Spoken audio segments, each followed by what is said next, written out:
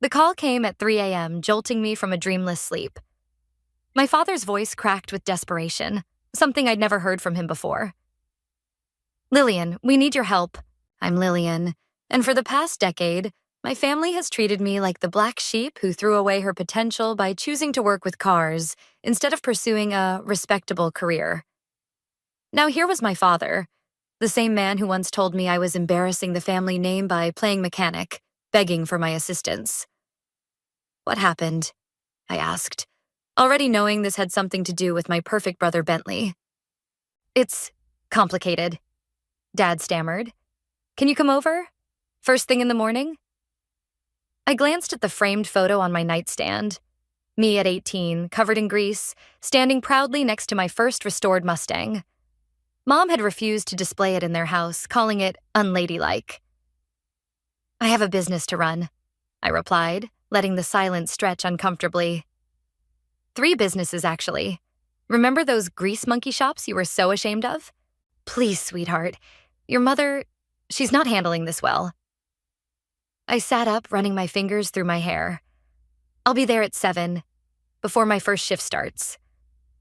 The drive to my parents' mansion in my restored '69 Chevelle felt surreal. I'd bought this car as a wreck for $500 5 years ago. Now it was worth north of 60 grand. Not that my family would ever appreciate that kind of transformation. Zuriel called while I was en route. "Boss lady, you're not going to believe what I just heard through the grapevine about Bentley's startup." "Save it," I cut in. "I'm heading to my parents now. Pretty sure I'm about to hear the whole story." "Want backup? I can be there in 20. "Thanks, Z, but I need to handle this solo." The gates to the estate opened automatically. At least they hadn't cut power to those yet. Mom was waiting at the door in her silk robe, her perfectly maintained facade cracking around the edges. "Lillian," she said stiffly, "you came. You sound surprised." I stepped past her into the marble foyer, my work boots echoing against the floor. "Where's the golden child?" "Your brother is in the study with your father." Her voice wavered. "Try to be kind." I almost laughed. "Like you all were to me?" The study door was open. Dad sat behind his massive desk, looking 10 years older than when I'd last seen him at Christmas. Bentley paced by the window, still wearing yesterday's rumpled suit. "Well?" I crossed my arms, leaning against the doorframe. "I've got a staff meeting at 8, so let's make this quick." "Your brother's company," Dad began. "Failed spectacularly?" I finished. "Yeah, I figured. The tech bubble's been bursting for months." Bentley whirled around. "You don't know anything about it. You fix cars for a living." "I run 3 successful businesses that fix cars," I corrected him. "And unlike you, I actually understand profit margins and sustainable growth." "Enough." Dad slammed his hand on the desk.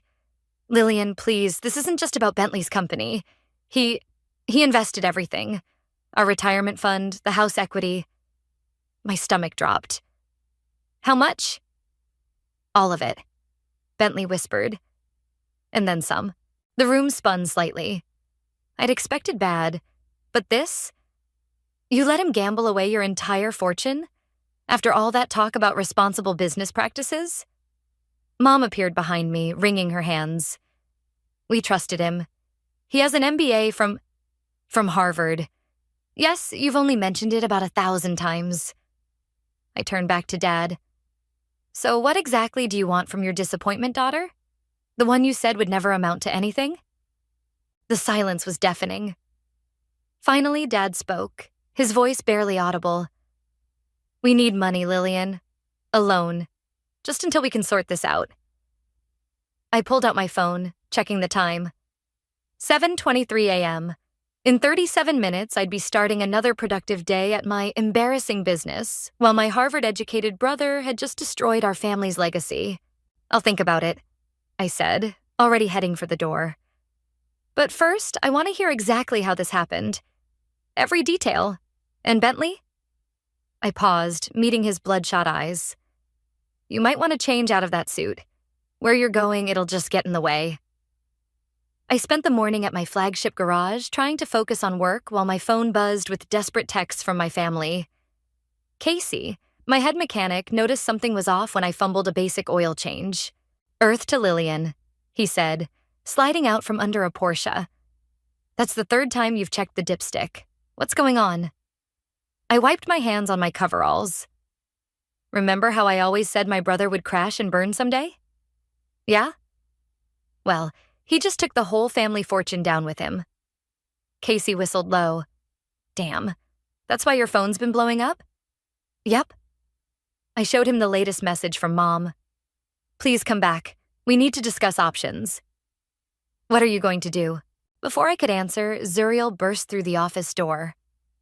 "Holy shit, Lil. I just got the full scoop on Bentley's mess. He didn't just lose the family money. He borrowed against their house, took out high-interest loans, even emptied your mom's inheritance from your grandmother." My hands started shaking. "How do you know all this?" "My cousin works at the bank.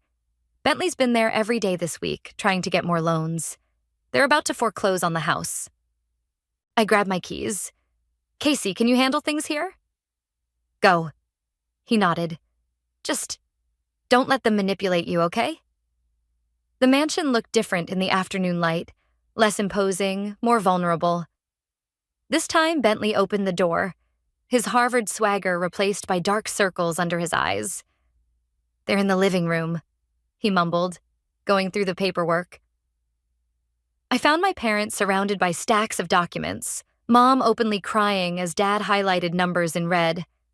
"Show me everything," I demanded, holding out my hand. Dad passed me a folder. "It's bad, Lillian." Bad was an understatement. Bentley had burned through millions in just 18 months. The tech startup, some ridiculous app for trading digital art, had never even launched properly.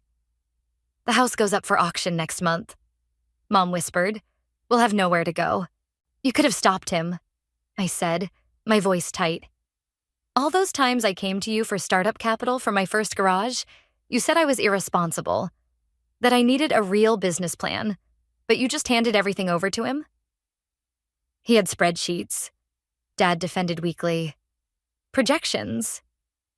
"I had projections too, but you wouldn't even look at them because they involve motor oil instead of microchips." Bentley stepped forward. "Look, I know I messed up." "Messed up?" I laughed harshly. "You destroyed everything our family built over 3 generations. And for what? So you could play tech entrepreneur?" "I was trying to innovate." "No, you were trying to get rich quick. Meanwhile, I built my business the hard way. One garage at a time, one satisfied customer at a time." Mom dabbed at her eyes with a monogrammed handkerchief. "Please, Lillian, we know you've done well for yourself. If you could just help us with the mortgage, why should I?" The words came out before I could stop them. "When I needed help, you all turned your backs on me, called my dream worthless." "We were wrong," Dad said quietly. "Is that what you want to hear? We were wrong about you, and we were wrong about Bentley." I stood up, pacing the room. Through the window, I could see my Chevelle parked next to Bentley's leased Tesla, which would probably be repossessed any day now. "The house is worth what? 4 million?" I asked. 4.2, Dad confirmed. "But with the loans against it."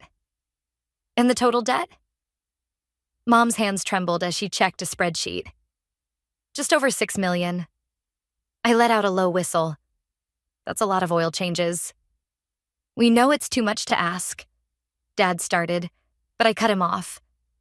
"Actually, it's not." I pulled out my phone, checking my business accounts. "I could cover it, but I won't. Not without conditions."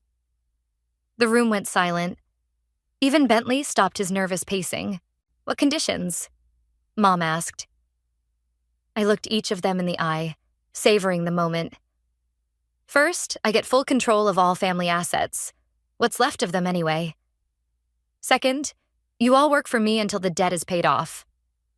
"Work at your garages?" Bentley looked horrified. "Where else? Unless you've got another Harvard degree hiding somewhere that's actually worth something?" Mom started to protest, but Dad held up his hand. "What exactly would this arrangement entail?" I smiled, already picturing Bentley in coveralls. "Come to my office tomorrow morning, all of you. I'll have the contracts ready.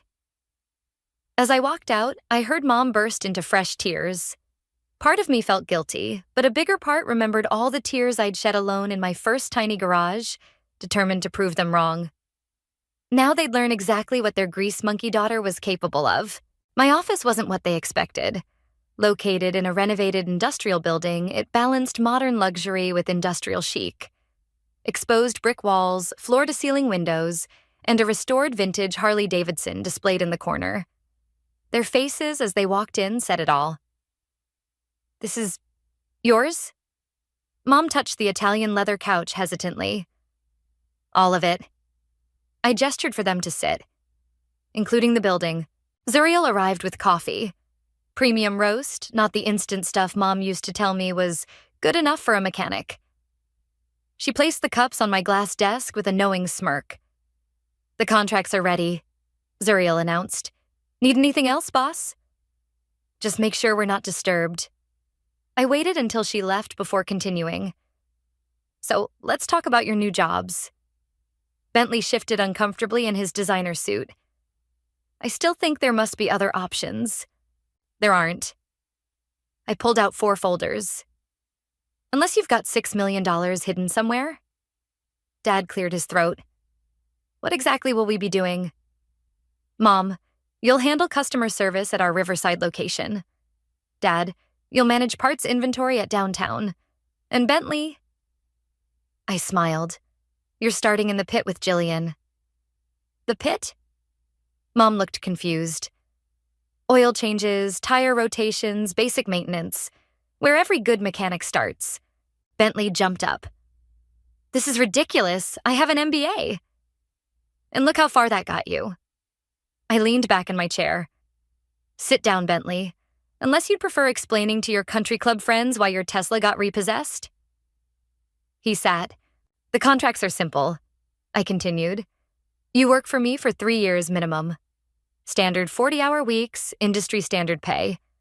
Everything goes toward paying off your debt. I'll handle the house payments and keep the creditors away. But one wrong move, one attempt to undermine me, and the deal's off." 3 years? Mom whispered. "Would you prefer bankruptcy? Public auctions? Your faces in the financial papers?" Dad picked up his contract, scanning the terms.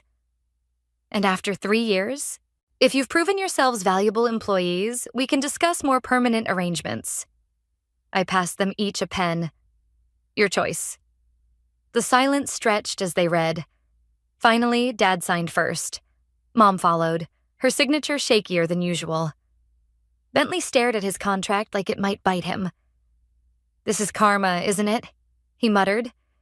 "No, brother dear, this is business." I tapped the paper. "Sign." As he scrawled his signature, Casey knocked and entered. "Sorry to interrupt, but we've got that Maserati waiting for inspection." "Perfect timing," I said. "Casey, meet your new apprentice. Bentley needs his coveralls fitted." Casey's eyes widened with recognition. "This is your brother? The Harvard guy?" "Former Harvard guy," I corrected. "Current trainee mechanic. Show him the ropes, but don't go easy on him." "Wait, now?" Bentley protested. "I'm not dressed for..." "Your shift started 5 minutes ago." I pointed to the door. "Casey will show you where to change." After they left, Mom dabbed at her eyes again. "Lillian, please. He's not cut out for manual labor." Like I wasn't cut out for business? I pulled up my garage's financial reports on my desktop screen.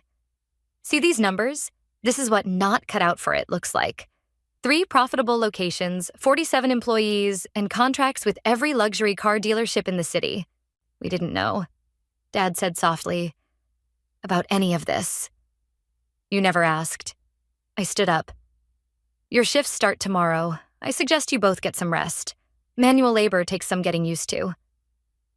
They left looking shell-shocked, but I wasn't done. I headed down to the garage floor where Casey had Bentley struggling into steel-toed boots.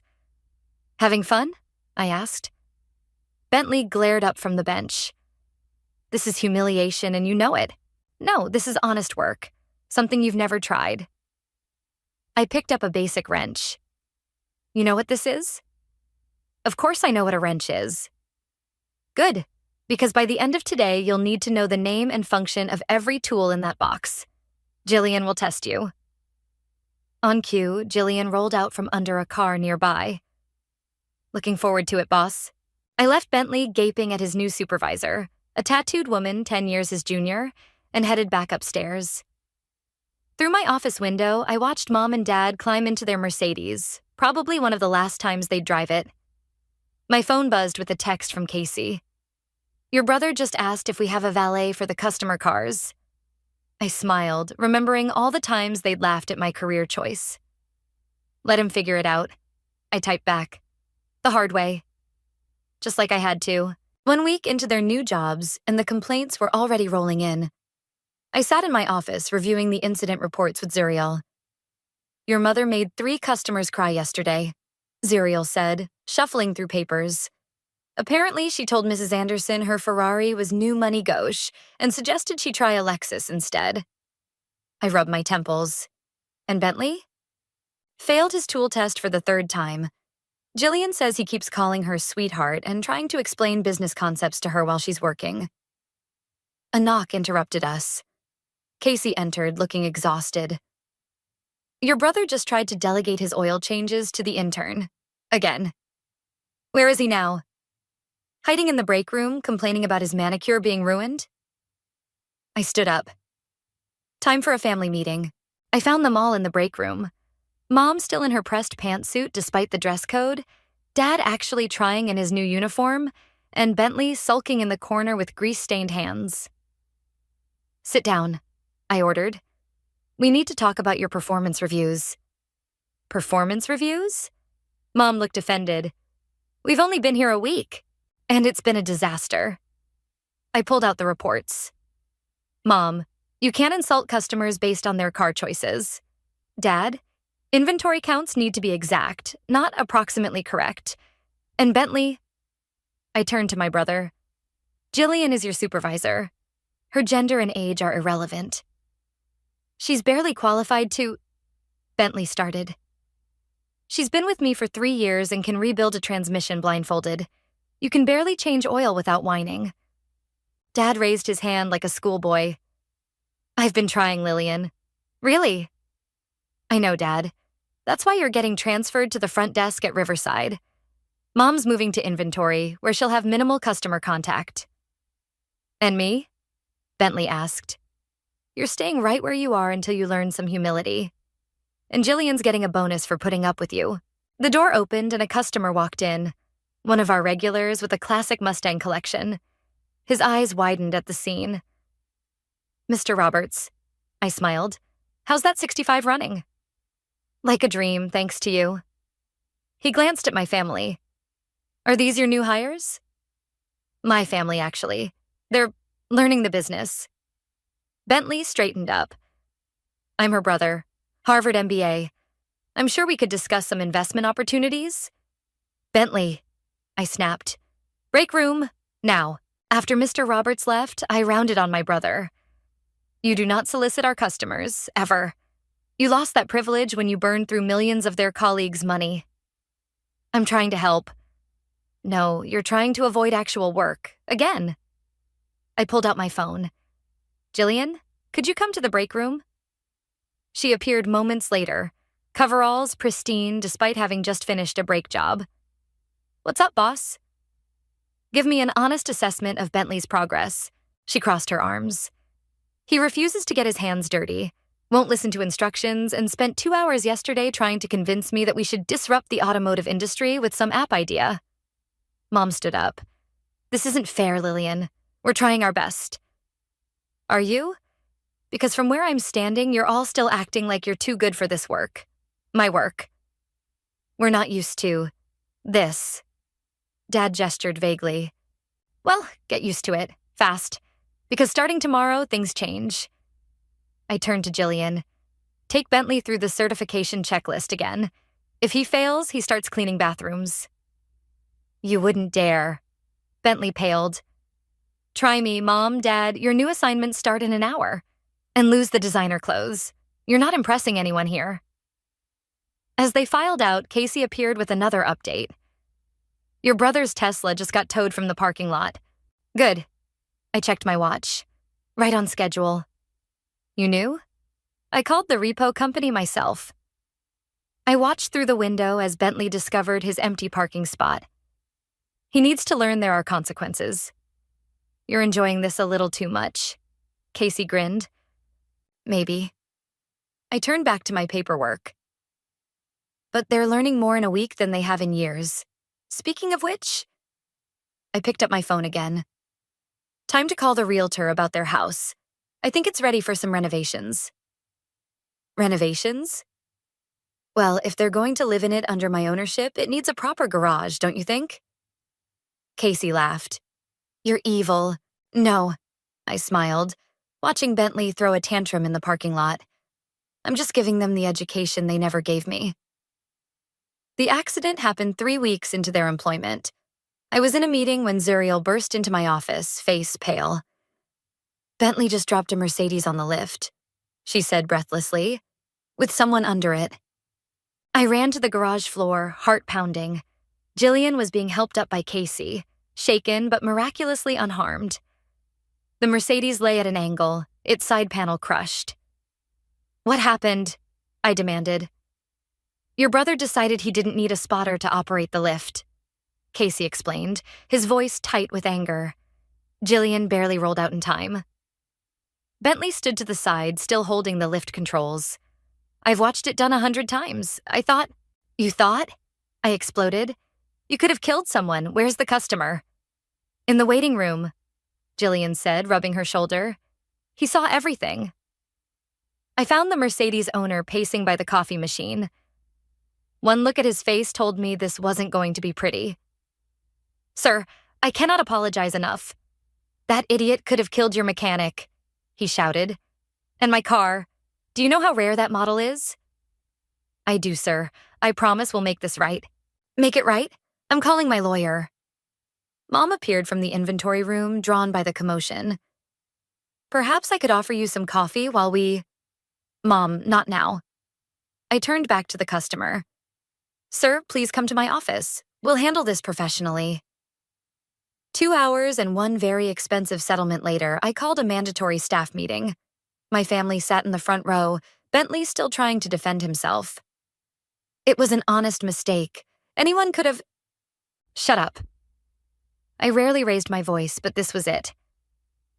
This isn't about a mistake. This is about you thinking rules don't apply to you. Again. I was trying to be efficient. You were trying to show off. Jillian shot back. I told you 3 times to wait for a spotter. I held up my hand for silence. Bentley, you're suspended for 2 weeks, without pay. What? But the debt? Will take longer to pay off. Consider it motivation to follow safety protocols when you return. I turned to my parents. And you too. Why wasn't anyone supervising him? Mom bristled.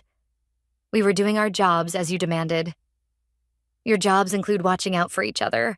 Or did you think your precious son was above basic safety training? Dad at least had the decency to look ashamed. We should have been more vigilant. Yes, you should have. I pulled out some papers. So here's what's going to happen. Mom, Dad, you're both taking safety certification courses. Full program, no shortcuts. But that's entry-level training, Mom protested. Exactly. Bentley, when you return, you start from scratch. Complete recertification with direct supervision.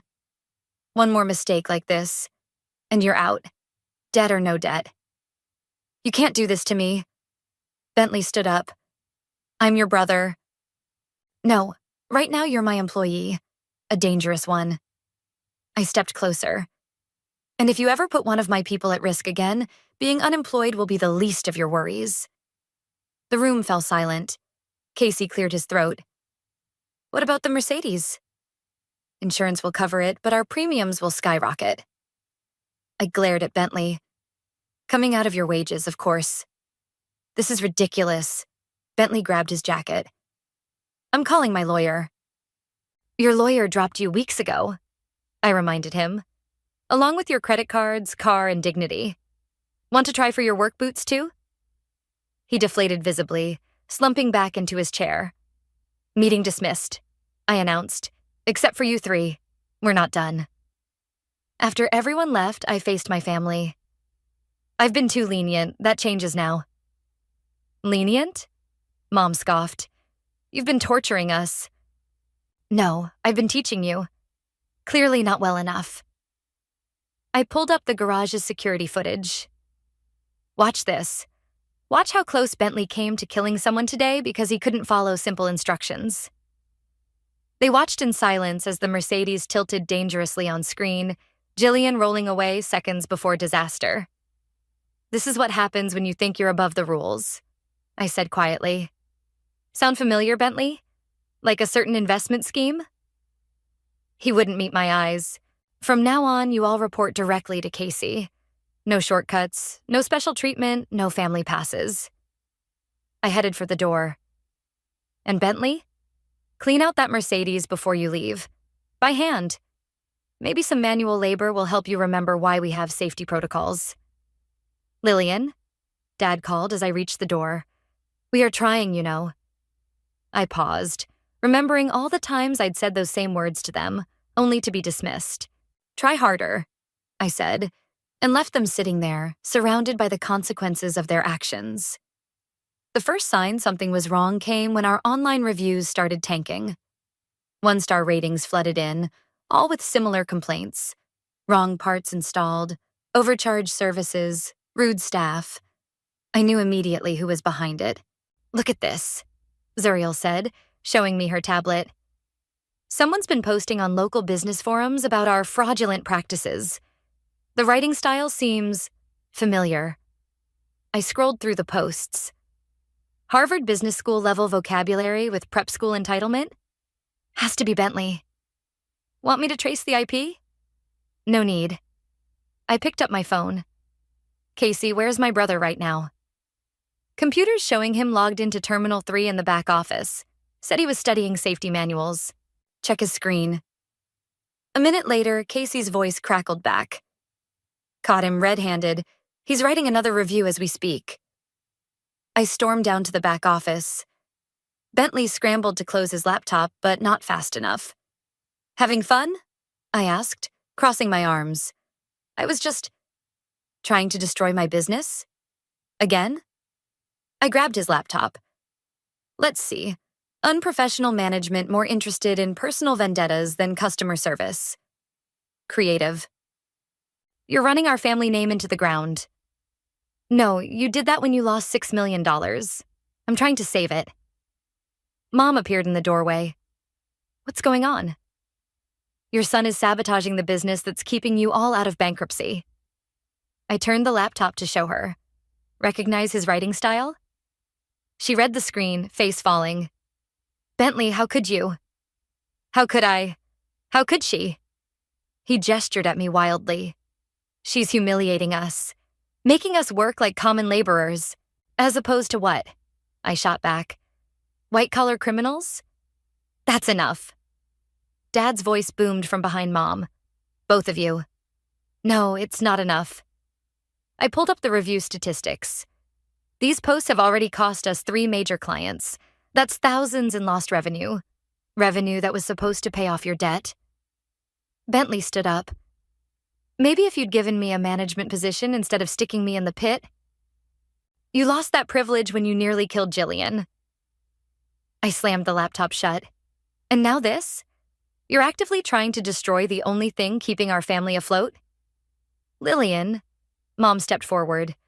Perhaps if we all just took a break? A break? Sure. How about a permanent one? I pulled out my phone. I can call the creditors right now. Let them know you're violating the terms of our agreement. You wouldn't, Dad whispered.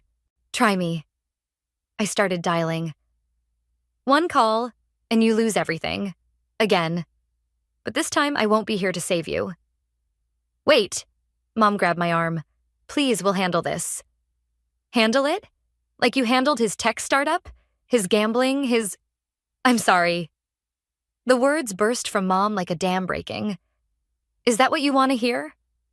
I'm sorry we didn't believe in you. I'm sorry we favored him. I'm sorry for everything.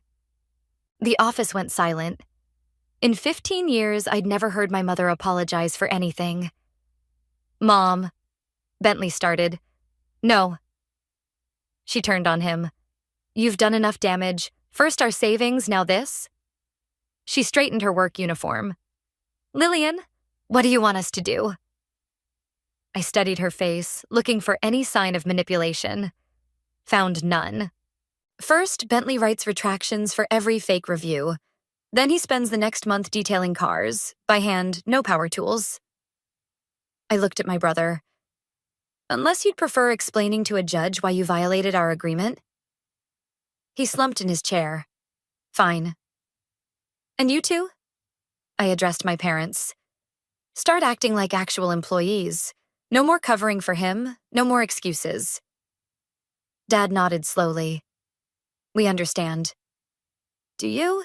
Because one more incident like this and the deal's off. I mean it. As they filed out, Casey appeared with a stack of paperwork. Customer satisfaction surveys from this week. Thought you might want to see these. I flipped through them. Despite Bentley's sabotage attempts, our regular customers had left glowing reviews. Real ones.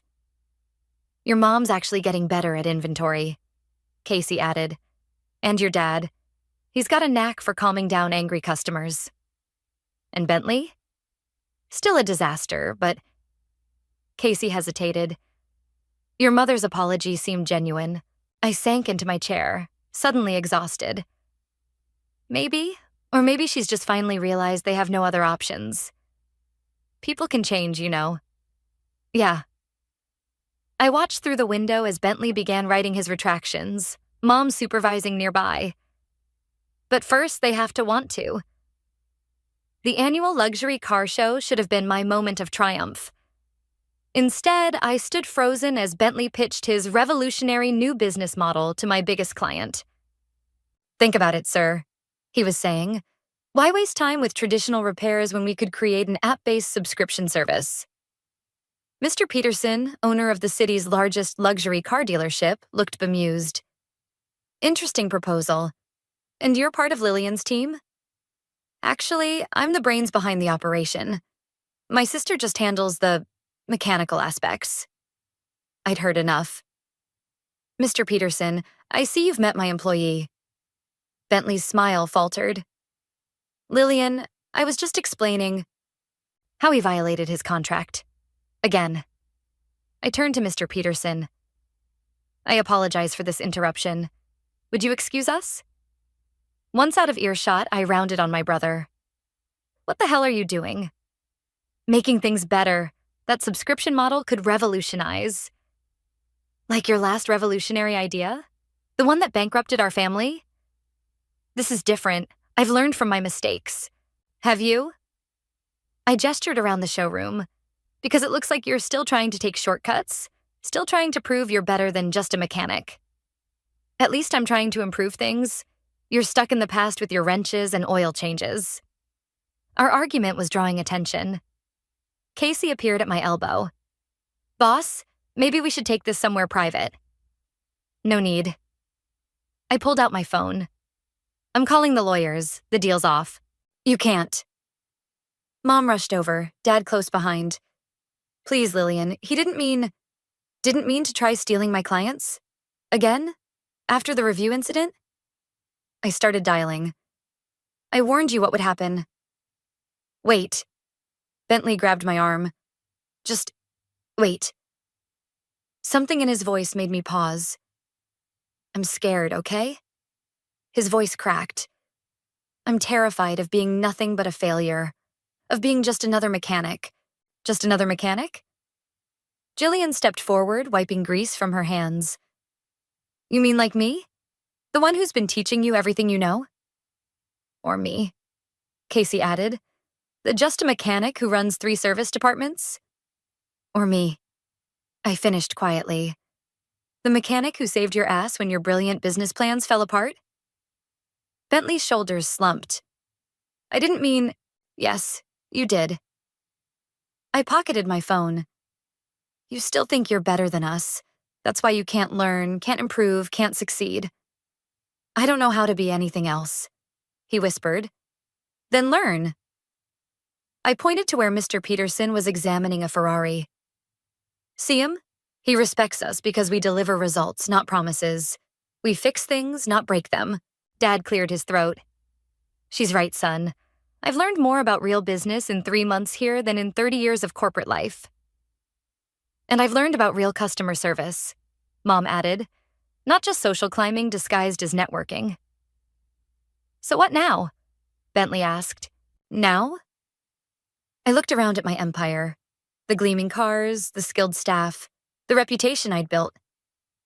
Now you make a choice. Either commit to actually learning this business or walk away. But if you walk alone. No more family bailouts. He was quiet for a long moment. Then, what if I can't do it? Can't or won't? I nodded toward Jillian. Because she thinks you could be decent at this if you check your ego. Really? He looked surprised. Jillian shrugged. You've got good hands when you actually try. And you understand luxury cars better than most beginners. The choice is yours, I said. But choose now, in front of everyone. Bentley looked around. At our parents, at the staff watching, at Mr. Peterson in the distance. Finally, he pulled out his phone, pulled up his social media, and deleted the half-written business proposal I knew he'd been working on. Teach me, he said quietly. For real this time. Jillian? I called. Think you can handle one more try with him? She grinned. If he promises to leave the Harvard attitude at home. Deal. I turned back to Bentley. But one more scheme, one more shortcut, and you're done. Understood? He nodded. Good. I straightened my jacket. Now, I have a client to smooth things over with. Mom, Dad, back to work. Bentley, Jillian's waiting. As they dispersed, Casey touched my arm. You're giving him another chance? No. I watched Bentley follow Jillian to the service area, his designer shoes finally replaced with proper work boots. I'm giving him what I never got, the chance to earn one. The sound of laughter drew me to the garage floor.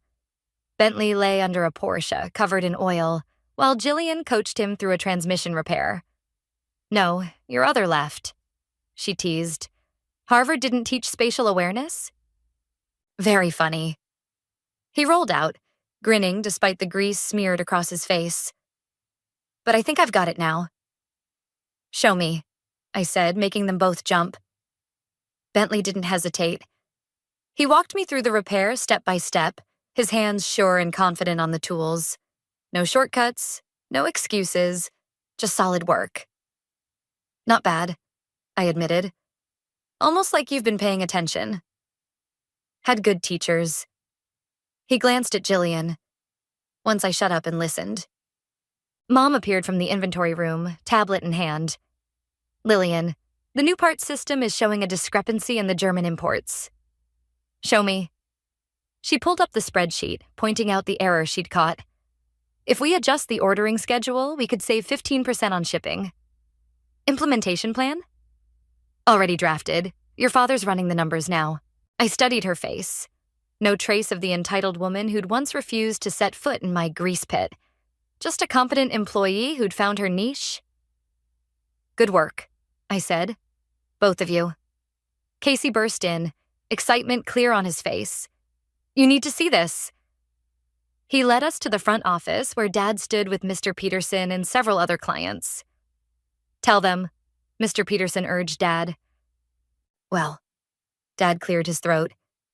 After that transmission repair Bentley did on Mr. Peterson's Ferrari, word spread. We've got luxury car clubs from 3 states wanting exclusive service contracts. The Harvard kid who learned to turn a wrench. Mr. Peterson chuckled. Great PR story, but it's the quality work that sold me. I turned to Bentley, expecting to see his old smugness. Instead, he looked embarrassed. It wasn't just me, he said. Jillian did most of the work. I just assisted. And that, I said quietly, is why we're having this conversation. Later, after the contracts were signed and the clients gone, I called a family meeting. Not in the break room this time, but in my office. The debt's not fully paid, I began, But your work these past months has shown me something. That we were wrong about everything? Mom offered. That people can change, I corrected. When they want to badly enough. I pulled out 4 envelopes. What's this? Bentley asked. Your future, if you want it. I handed them out. Open them. Inside each envelope was a contract. Not for debt repayment this time, but for permanent positions. Real ones, with benefits and equity shares. You're making us partners? Dad stared at his contract. Junior partners, I clarified. Mom, you've revolutionized our inventory system. Dad, your customer service metrics are the highest we've ever had. And Bentley... He looked up from his contract. Yes? Jillian says you're ready to lead your own team, if you want it. He swallowed hard. I don't deserve this. No, you didn't, but you earned it. The hard way. Like you did, Mom said softly. Like I did. I sat back. So what's it going to be? Partners or competitors? Dad signed first, then Mom. Bentley stared at his contract longer. The old me would have seen this as a consolation prize, he said finally. Less than I deserved. And now? He picked up a pen. Now I know it's more than I deserve, but exactly what I need. As they left my office, contract signed, Casey lingered. You planned this all along, didn't you? He asked. The tough love, the manual labor, all of it? I planned to save the family business, I corrected. Just turned out to be a different business than they expected. Through the window, I watched Bentley return to the Porsche, Jillian already waiting with tools ready. Mom and Dad huddled over a tablet, pointing out something in the inventory system. They're not the same people who look down on your dreams, Casey observed. No, I agreed. They're better. They're real. Like their daughter? I smiled, remembering the scared teenager who'd first picked up a wrench, determined to prove everyone wrong. No, I said. Like themselves, finally. The sound of engines and laughter drifted up from the garage floor. The symphony of a family business running not on pretense, but on pride and honest work. And for the first time, I felt not just successful, but complete.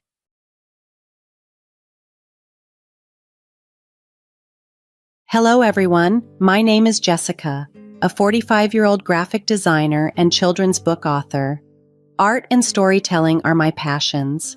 I grew up with 2 significant friends, Bruce and Lisa. Bruce, who eventually became my husband, surprised me after high school by asking me out just as I was about to attend a different college. Despite my shock, knowing his previous interest in Lisa, I couldn't decline. My feelings for Bruce had been quietly simmering for a while. After consulting with Lisa, I accepted his proposal, although Lisa had always been somewhat problematic since our teenage years. She had a troubling pattern of enticing men away from their partners, only to lose interest once they fell for her, which caused endless drama. However, she remained a dear friend to both Bruce and me, so we often included her in our plans to keep an eye on her. Bruce and I tied the knot when we were 26. 3 years into our marriage, Lisa introduced us to her fiancé, Matthew, a polished professional from a top-tier company. It's so nice to meet you, Jessica and Bruce. I've heard a lot about you both and look forward to our times together, Matthew had said. He was exceedingly courteous and we all clicked immediately, often gathering for holidays or embarking on long train journeys to unwind with some drinks. However, our dynamic began to unravel when Lisa fell pregnant 2 years into our marriage. Bruce and I, having grown up in large families, had decided against having children of our own. We adored kids, but cherished our independence and the ability to travel freely more. Witnessing families with children always warmed our hearts during our outings, but Bruce and I had decided that having our children wasn't for us. Despite this, our feelings were shaken when Lisa announced her pregnancy. Bruce began altering his habits for Lisa's comfort, quitting smoking because she couldn't stand the smell, and even using his vacation days to drive her to doctor's appointments. I cautioned him, worried about Matthew's feelings, but Bruce dismissed my concerns. She needs us, and you're busy with work besides, aren't we, her friends?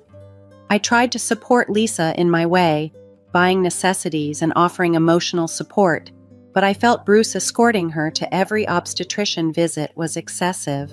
When I voiced this, Bruce snapped, "Lisa's anxious about her appointments, and I can't let her go alone." I argued that it was Matthew's place to support her, not his.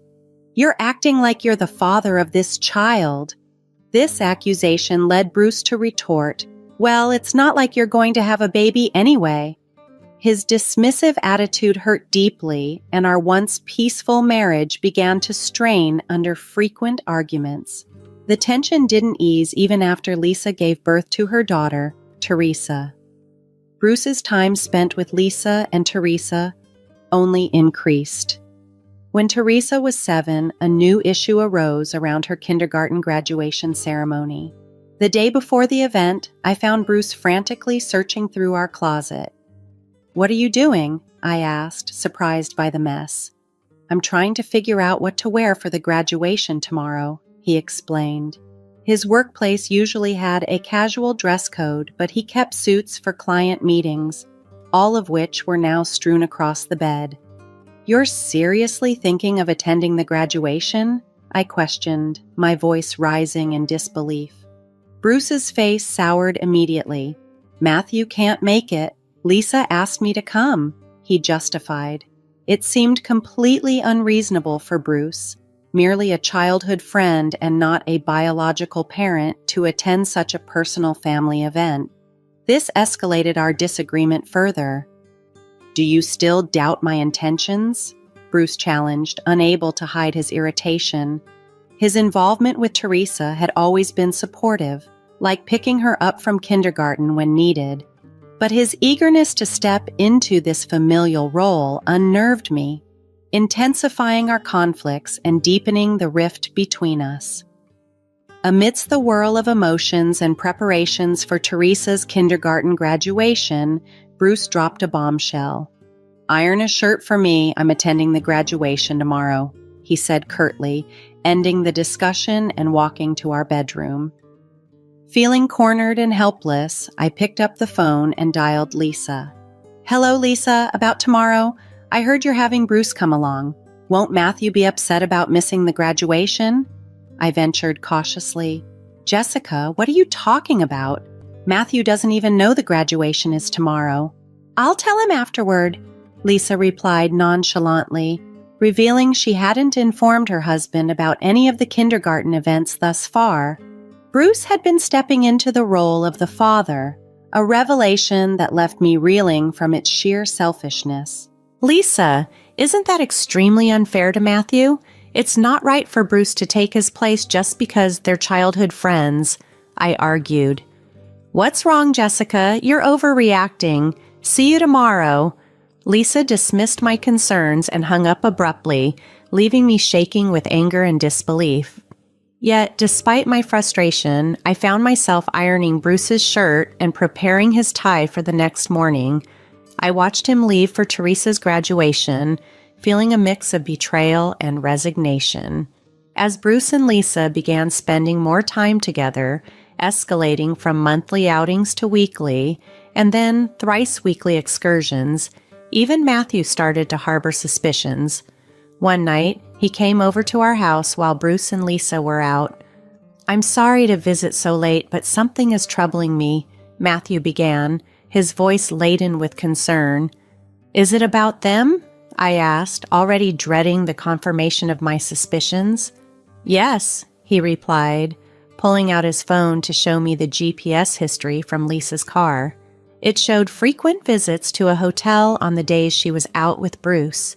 The pain and betrayal written across Matthew's face mirrored my feelings. "What do you want to do, Matthew?" I asked, my voice steady despite the storm inside.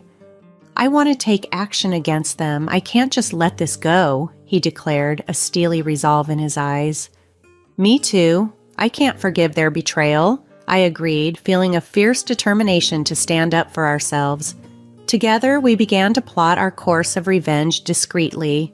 I started by increasing my income, having previously reduced my professional activities to focus on household responsibilities.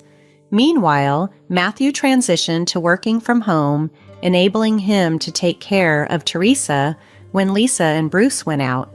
He would often bring Teresa over to my place, allowing us to discuss our plans under the guise of playdates. This arrangement not only provided an alibi for our meetings, but also reinforced our bond as we navigated this turbulent chapter together. Matthew and I found ourselves increasingly involved in taking care of Teresa, while Lisa and Bruce remained oblivious to our knowledge of their secret relationship. During this time, we meticulously gathered concrete evidence of their deceit. Just as we were preparing to enact our revenge, a startling revelation about Teresa made us pause. After much deliberation, Matthew and I decided to delay our plans until Teresa was older, wanting to shield her from any fallout. However, life threw another curveball when I was diagnosed with a serious illness that required long-term hospitalization. I was told I wouldn't be discharged for at least 2 years, and even then, my work capacity would be significantly diminished. I shared this news with Matthew, and reluctantly, I also reached out to Bruce for support. But Bruce's response was dishearteningly nonchalant. "I'll visit once in a while," he said casually, without even inquiring about the specifics of my health or my treatment. True to his word, Bruce's visits were sparse, occurring maybe once a month or every 3 months. Meanwhile, Teresa, who initially visited me almost daily, began to distance herself after her 14th birthday. Matthew and I were baffled by her change in behavior. Even when questioned, Teresa simply reassured us not to worry, yet did not explain. The truth finally came out during one of Bruce's rare appearances. He arrived flaunting a noticeably more extravagant style, and without a preamble, he thrust a business card for a divorce lawyer into my hand. Divorcing a wife who doesn't work? I think $1,200 a month in alimony should do. Take care, he declared with a grin, Lisa smirking at his side. Fine, let's divorce then, I responded with a calm that seemed to momentarily stun him, but he quickly recovered, sharing a smug smile with Lisa. It was fortunate Bruce wasn't one to think things through deeply. His oversight would play right into the plans I had been quietly shaping. After the divorce was finalized, a notification confirmed by Bruce himself, I was ready to initiate my revenge against both of them. With all the pieces in place, my resolve hardened, fueled not just by betrayal, but by the necessity to act. Not for myself alone, but for the integrity of the relationships they had so carelessly discarded. In the wake of my illness and recovery, I was determined to reshape my life and settle scores in the process. My first step was coordinating with Matthew to relocate closer to the hospital where I was now being treated. This move was strategic, not only for my health, but also to consolidate our efforts for what was to come.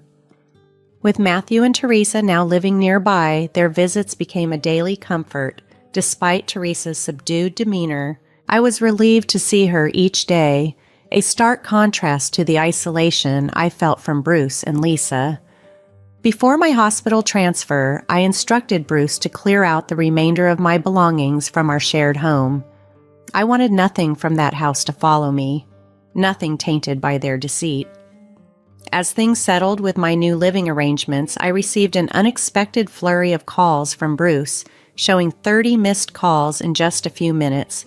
I answered, already wearied by the impending confrontation.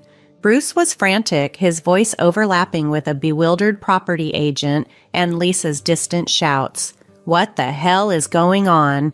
Bruce demanded, clearly agitated. "It's about the house, Bruce. You need to move out," I replied calmly, my tone masking the satisfaction of turning the tables. Bruce seemed genuinely confused. "Why do we have to move out?" he blurted as if the situation was somehow my fault. "Because it's my house, Bruce," I stated flatly. He had apparently forgotten that the house we lived in was originally rented by me as a workspace when I began freelancing. Back then, my income wasn't enough to maintain 2 residences, and Bruce, unable to afford a place on his own, had moved in with me. He never contributed to the rent or utilities, only occasionally chipping in for living expenses, which barely covered anything. Unbeknownst to him, I had already canceled the lease the day after I filed for divorce. I chose not to inform him directly, leaving that to the property agent who was aware of the full situation. Caught off guard by the sudden cancellation and the sale of our house, orchestrated without their knowledge, Bruce was in a panic.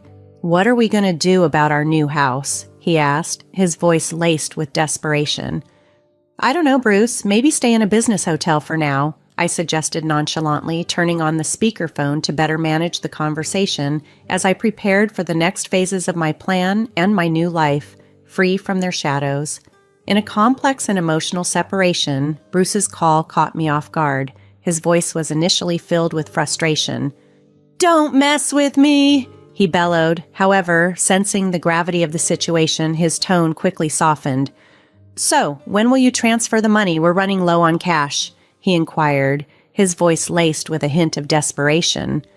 "What are you talking about? I don't remember agreeing to send you $12,000, I responded, my tone neutral but firm. Bruce's response was a cacophony of angry yells, clearly under the impression that he could manipulate me into providing financial support, which he seemed to have already recklessly spent. "Hey, don't just stay silent, say something," he demanded. "There's nothing to talk about," I replied, cutting the conversation short. This left Bruce momentarily speechless, but he quickly resumed his tirade. Attempting to maintain composure, I addressed him with a forced cheerfulness. "We're strangers now, Bruce. Please, let's not contact each other anymore. You'll hear from my lawyer if needed." "What? Lawyer? Hey, wait!" Bruce tried to interject, but I hung up without waiting for him to finish. He attempted to call back several times, but I ignored each one. Frustrated by my lack of response, Bruce began ignoring calls from my lawyer too. His childish behavior surprised me, but it also underscored his willingness to create disruptions. A few months later, after a temporary discharge from the hospital, I decided to visit Bruce's parents' home. There, I found Bruce and Lisa, both appearing small and anxious. "You telling my parents is a low blow," Bruce accused, his voice tense. "I just shared that we got divorced," I explained calmly, and Bruce, faced with his father's stern look, visibly shrank back. Despite the divorce, I had maintained a good relationship with my in-laws, often visiting them independently of Bruce, and felt it was important they knew the truth from me. "Is it true that you're planning to marry Lisa and start a new family?" I asked Lisa directly. "Yes, it's true," she confirmed quietly, a hint of unease in her voice. Bruce interjected, "She's not my family anymore," as if to emphasize his new life choices. His father, clearly disapproving, frowned deeply, his expression conveying a silent reprimand. At that moment, Bruce handed me a piece of paper. It was a bill from a nearby luxury hotel. "What's this?" I asked, puzzled. "It's the bill from the hotel we stayed at," Bruce stated matter-of-factly, as if it were obvious and I should understand without further explanation. His gesture, expecting me to shoulder yet another responsibility, was a stark reminder of the complexities and the lingering ties of our once shared life. In a tense family gathering, the atmosphere suddenly shifted as my mother-in-law, struggling for breath, collapsed into a chair. Her reaction was one of shock and dismay. Bruce and Lisa, standing beside her, mirrored her expression of disbelief. Lisa defensively tried to justify herself. "Why are you so upset? It's just that the family dynamic is changing because I'm getting married, and you'll finally have a biological grandchild. Aren't you thrilled?" The room was thick with tension. My mother-in-law looked from Lisa to me, her expression laden with confusion and hurt. Both my in-laws had always treated me as their daughter, understanding and respecting my decision not to have children. Lisa, though close like a family friend, was always just that, a friend and not a daughter-in-law. Lisa herself had often voiced her frustration about this subtle distinction, so it was clear she understood the sensitivity of the situation. "Do you understand? Teresa will be your grandchild. You should be happy, right? She's practically family already." Lisa pressed on, oblivious or indifferent to the discomfort she was causing. "It's not just about blood relations," my mother-in-law finally said, her voice shaky. "It's about the bonds we've built over years, which you seem ready to disregard." At that moment, Teresa, who had been quietly absorbed in her smartphone in the corner, finally spoke up, her voice cutting through the tension like a knife. "Enough already. It's disgusting," she said flatly, not even looking up from her device. The room fell into a stunned silence. "My dad is the only one I consider my father, blood-related or not. He's the only one," Teresa continued, her words deliberate. "I know Bruce has been around for my school events, but I also know he was always informed after they happened. Even the events themselves were often kept from him. But Dad has always told me I am his daughter, and that's all that matters. I will never consider you my parent, Lisa." Teresa's words hung heavily in the air. She then moved to sit next to me, her tone softening. "When I found out about all this, I was afraid you'd hate me, but Dad told me that wasn't true." Her voice trembled slightly.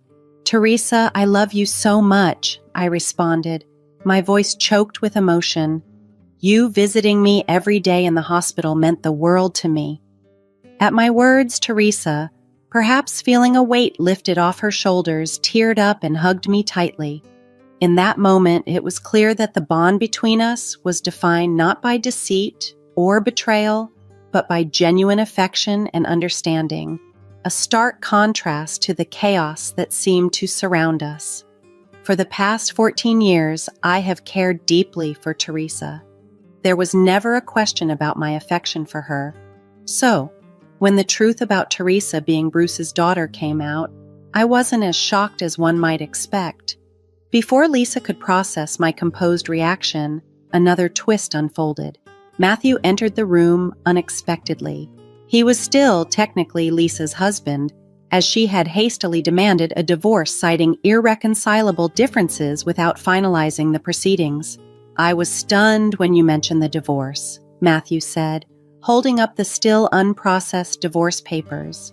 "You realize these haven't gone through yet, right? There's still a mandatory waiting period." Lisa caught off guard and couldn't hide her surprise. The realization dawned on her that she was still legally married to Matthew, and by extension, Teresa was still legally his daughter. At this revelation, Lisa tried to sway the narrative. "Teresa wants to be with her mom, right?" she said, looking hopefully at Teresa.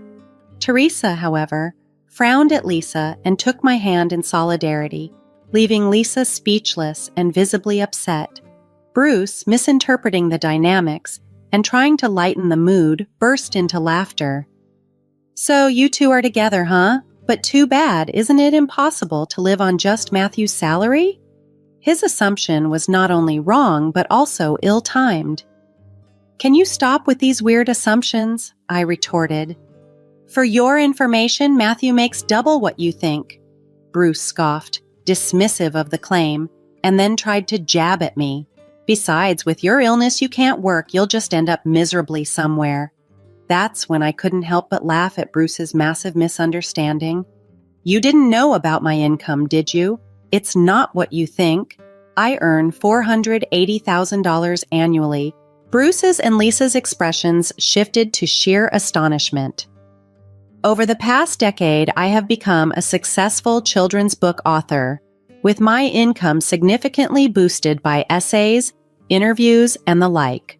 Moreover, a film adaptation of one of my books was in the works, promising even more financial stability. "Liar," Bruce muttered, still in disbelief. "Do you want to see for yourself?" I challenged, pulling up my bank account on my phone to show them the substantial monthly deposits. Lisa, confronted with undeniable proof, was left utterly speechless. her earlier confidence evaporating as the screen displayed my success. Jessica watched the unfolding scene with a mix of astonishment and detachment. Bruce, suddenly keen to mend bridges, perhaps motivated by glimpses of her financial success, clumsily suggested they make up. Lisa, visibly angered by Bruce's sudden shift in attitude and seemingly blinded by the potential financial benefits, was furious. "If you want to get married, go ahead," Jessica said coolly, her voice laced with indifference but firm in her resolve. "And remember, I'll be expecting compensation for the damages." "Wait, Jessica," Bruce called out after her, but she didn't pause. Taking Teresa's hand, she bid her in-laws a respectful farewell and walked out of the house, leaving a bewildered Bruce and an enraged Lisa behind. Bruce's career had taken a nosedive after it was discovered he lied about his work activities while employed at his father-in-law's company. As a consequence, he was dismissed and, in a twist of familial intervention, was set to work on a friend's fishing boat, an arduous fate for someone who preferred indoor comforts. Despite several attempts to reach out to Jessica for help, she informed his father-in-law each time, and eventually, Bruce stopped calling. Meanwhile, Lisa, having lost custody of Teresa to Matthew and facing divorce, found herself isolated. Her family had disowned her, and without any work experience or practical skills, she struggled to secure a full-time job. Resigned to her new reality, she juggled multiple part-time jobs to barely make ends meet, along with her responsibilities for child support. Teresa, on the other hand, thrived in her new environment. Driven and diligent, she focused on her studies with dreams of studying abroad and attending a prestigious university overseas. Her ambition was to translate Jessica's picture books and share them with children around the world, a goal that filled Jessica with immense pride. As for Jessica, her career as a children's book author continued to flourish. Offers for animation adaptations and merchandise deals were pouring in. Her health was also improving. Despite still being hospitalized, her doctor was optimistic that she might be discharged the following year. During this period, Matthew, who visited daily with Teresa, expressed his feelings for Jessica, hinting at remarriage. While Jessica was touched by his proposal and entertained thoughts of a future together, she hadn't yet given her response. She was focused on her recovery and continuing her passion for writing picture books, each day weaving new stories that spoke of hope and happiness, contemplating a promising future with Matthew and Teresa by her side.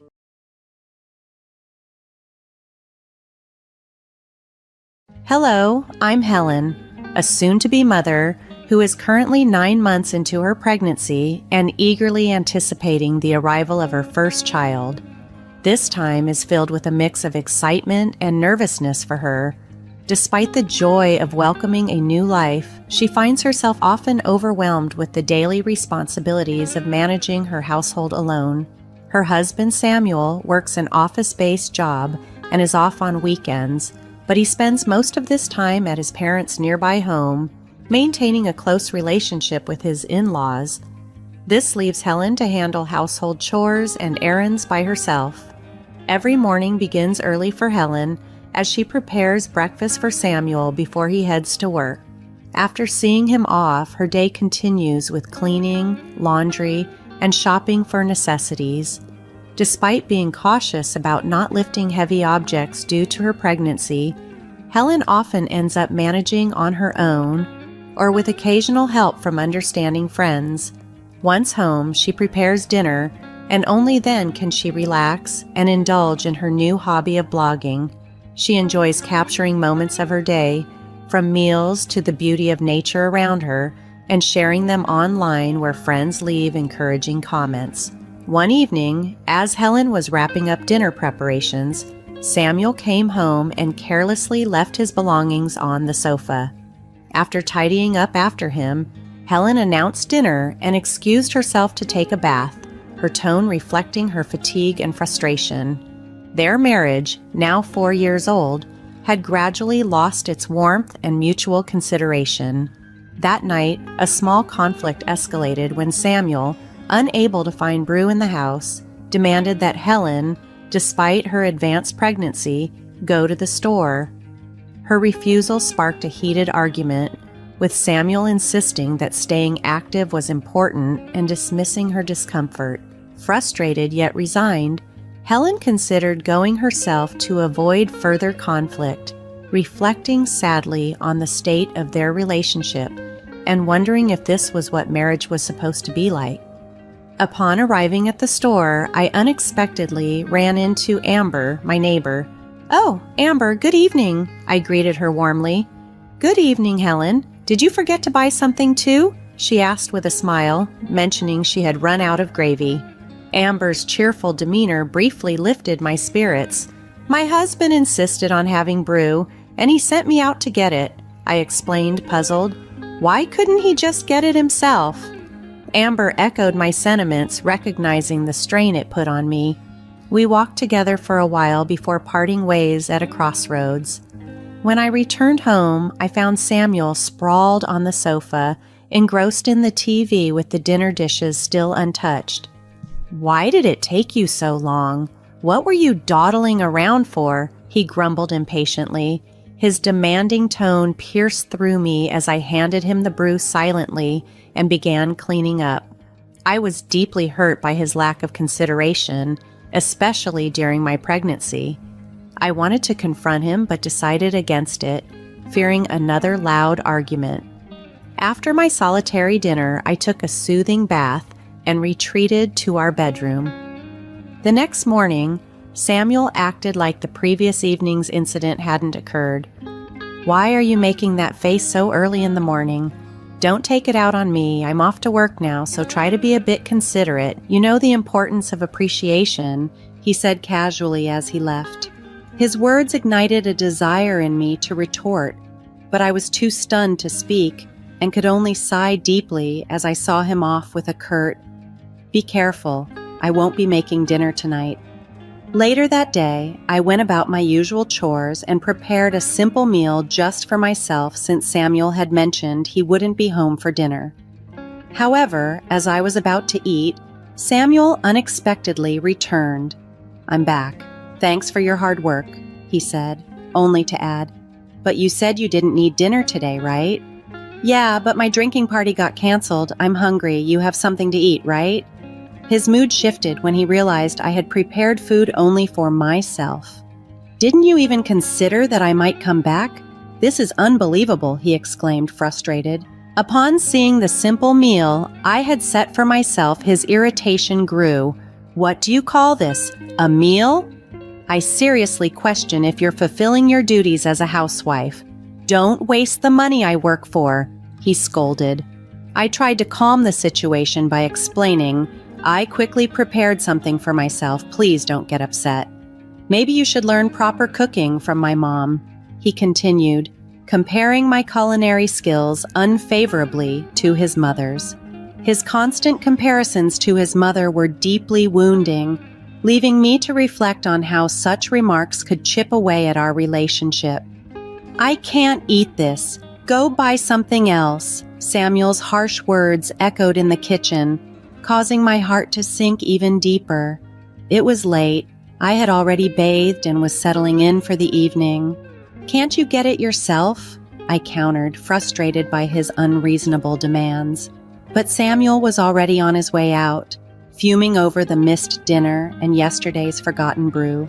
"It's so frustrating. I'm going back to my parents' place," he announced before storming out, leaving me alone in the quiet of our home.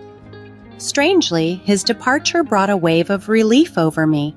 However, this brief respite was interrupted the next morning by an angry call from Samuel's mother. "How can you not serve Samuel a proper meal?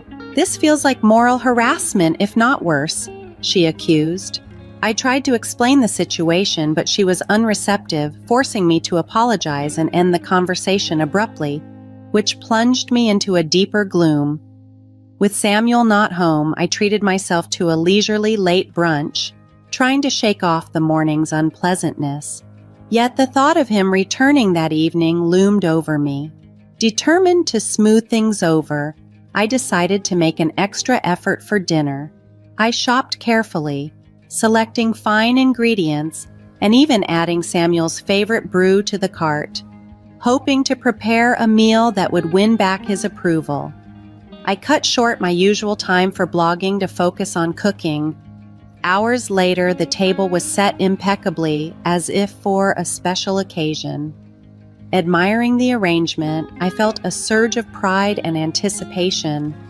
With this, he should be satisfied, I thought to myself.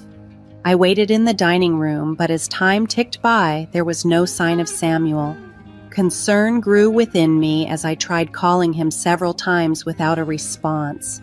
As the hours passed, anxiety turned to panic. Had he gone to his parents' house? A quick call confirmed he hadn't. The clock neared midnight, and just as I considered contacting the police, Samuel staggered through the door, visibly drunk. "I'm home," he slurred, collapsing in the hallway. I rushed to his side, worried. "What happened? Are you okay?" I asked, but my concern only seemed to irritate him further. "Too loud, go away," he snapped, brushing off my attempt to help him as he stumbled towards the dining room. "Don't touch me! Don't come near me with that ugly face," he barked, his words laced with venom before he collapsed onto the floor. His harsh, drunken tirade was shockingly painful. How could he be so insensitive, so cruel? His words echoed in my mind. "To think you're my wife." Tears welled up as I realized all my efforts at dinner had been for naught. Alone, I ate the meal I had lovingly prepared, enveloped in loneliness. The next morning, Samuel seemed oblivious to the havoc he had wrought. Nursing a hangover, he merely complained, "My head hurts. I guess I drank too much." His casual dismissal of last night's ordeal left me feeling invisible, my efforts unacknowledged and my heart heavy. "Why did you leave me in the hallway?" Samuel questioned the next morning, his tone tinged with accusation. "You chose to lie down there, Samuel. It's not my fault," I responded, trying to keep my voice calm despite the frustration bubbling inside me. "Aren't you my husband? Shouldn't you at least let me know if you won't be eating at home? I had prepared a special dinner and called you multiple times. Why didn't you answer?" Samuel's reply was dismissive. "My drinking party from the day before got rescheduled to yesterday. Do I have to report everything? Besides, you know it's hard to pick up the phone during a gathering. Think about my situation." With each word Samuel uttered, my heart grew colder and my expectations of him diminished. I decided then that it was better to expect less, to protect myself from being hurt or disappointed. "This is too much. I'm taking a break and going back to my parents' home tomorrow. Being with you lately has been unpleasant and draining," I declared, the idea of a temporary separation feeling increasingly like a necessity. Samuel's demeaning attitude pushed me to contemplate more permanent solutions like divorce. Despite the turmoil, my heart raced with anticipation for the arrival of our baby. Friends had shared stories of the pains of labor, yet my excitement to meet the new life inside me overshadowed those fears. The neighbors often encouraged me, brightening my mood with reminders that it wouldn't be much longer. Unexpectedly, Samuel brought up the idea of a family trip. "Hey, want to go on a family trip soon?" he asked out of the blue. "Really? But I'm talking about a family trip where my mom and dad want to join too," he added, which took me aback. Given the tensions between me and Samuel's parents and the way they had blamed me during the phone call incident, the proposal seemed odd. "I'm about to give birth soon, and traveling a long distance might be risky," I objected. Samuel brushed off my concerns. "Just because you're pregnant doesn't mean you're sick. My parents are thoughtfully inviting us. Everything will be fine. It's already decided. We'll go for 3 nights and 4 days next week." "But next week is my due date. That's a bit," I started, only to be cut off. "Just do as you're told. Prepare for the trip. End of discussion," Samuel concluded, leaving the room abruptly, leaving me troubled and anxious. The next day, I sought advice from a close friend and explained the situation. She agreed that the plan was unreasonable. As the day of the trip loomed closer, I became increasingly uneasy. "Actually, I'm not feeling well today." I'm worried about the baby, so I'm going to rest at home, I said on the morning of the trip, hoping to use my condition as a reason to stay. Samuel was skeptical. You can just rest in the car and you'll be fine. Come on, bring your luggage. We're heading to my parents' house, so hurry up. As we headed to the car, loaded with luggage, I sat in the passenger seat, my anxiety peaking. Glancing down, I felt a surprising warmth at my feet, a stark contrast to the chill of the situation. As I settled into the passenger seat, I suddenly felt an unexpected warmth at my feet and noticed water spreading around them. Oh my, I think my water just broke, I exclaimed, panic rising within me. Samuel, we need to go to the hospital quickly, I urged, urgency clear in my voice. Taken aback, Samuel stuttered. Are you serious? Yes, I'm serious. We need to get to the hospital now. The baby might be coming. While trying to manage the situation, Samuel haphazardly grabbed a towel to clean up the water. In a sudden and shocking move, he opened the passenger door. Samuel, what are you doing? We need to go to the hospital. Get out. You're going to make a mess in the car, he said bluntly. Completely shocked, I could barely comprehend his words. What are you saying? I said, get out. I need to clean the car, he insisted, then forcefully pulled me out of the car. In this unbelievable moment, Samuel added insult to injury. I can't believe this. We were supposed to be on a family trip. Just go to the hospital by yourself. Too shocked to formulate a response, I watched helplessly as he drove away, leaving me stranded and overwhelmed. Frantically, I dialed for an ambulance, but before it could arrive, a familiar voice called out, Helen, are you okay? It was Amber, my neighbor, looking deeply concerned. Quickly recognizing my predicament, she arranged for a special taxi and comforted me throughout the ride to the hospital. Grateful for her kindness, tears streamed down my face. Once at the hospital, Amber didn't leave my side until I was safely taken to my room. As labor pains grew, she held my hand, offering reassurance. In the meantime, she contacted my parents, who arrived at the hospital soon after, looking deeply concerned. There's something I want to discuss, Amber whispered to them, and the three left the room as my contractions intensified. During this tumultuous time, my smartphone vibrated. Who is it? I asked, breathless from the pain. It's Samuel, my parents responded, their faces marked with displeasure. Despite everything, I answered the call only to hear a panicky Samuel on the other end. Help me, he pleaded. However, I was in no state or mood to deal with him and promptly ended the call. My parents, seeing my distress, turned off my phone to give me peace. After enduring intense labor, I finally heard the cry of my newborn. Exhausted yet relieved, I saw my parents and Amber standing before me with warm smiles. As I closed my eyes to rest, the support of my loved ones enveloped me. When I awoke, still in the hospital bed, and surrounded by my caring parents, my mother gently asked, "Are you okay?" Feeling the weight of exhaustion, I remained lying down, comforted by their presence. My father, teary-eyed from emotion, was consoled by my mother. The postpartum period can be exhausting. Witnessing this heartwarming scene, despite the earlier ordeal, a smile formed on my face as I thought about my new baby. After my parents informed me that my baby was undergoing some tests and would soon return to the room, I noticed Amber's absence. My mother, sensing my unspoken question, explained that Amber had left a little earlier. Reflecting on the day's events, gratitude for Amber washed over me. I promised my parents that once discharged, I would make it a point to visit Amber and express my heartfelt thanks. Turning on my smartphone to update my friends about the birth, I was greeted by a barrage of missed calls, mostly from Samuel. The sheer number left me momentarily stunned, but feeling detached from any expectation of reconciliation, I dismissed the notifications without a second thought. Soon, one of my friends arrived at the hospital to congratulate me. As she shared her genuine wishes, I opened up about the recent distressing incidents with Samuel. She listened intently, her shock and anger palpable. Half jokingly, she mentioned she'd like to punish him a bit for his actions, but quickly reiterated that my health and rest were of utmost importance. After a comforting chat, she left, and I turned to face my parents, who had been briefed by Amber about everything. "What are you planning to do next?" they asked, concern etched on their faces.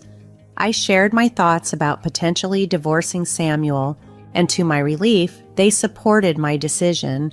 In preparation for my discharge, they had already arranged a room for me at their home, offering a safe and supportive space. Samuel had attempted to visit the hospital, but, having instructed the staff that I did not wish to see him, he was not allowed entry.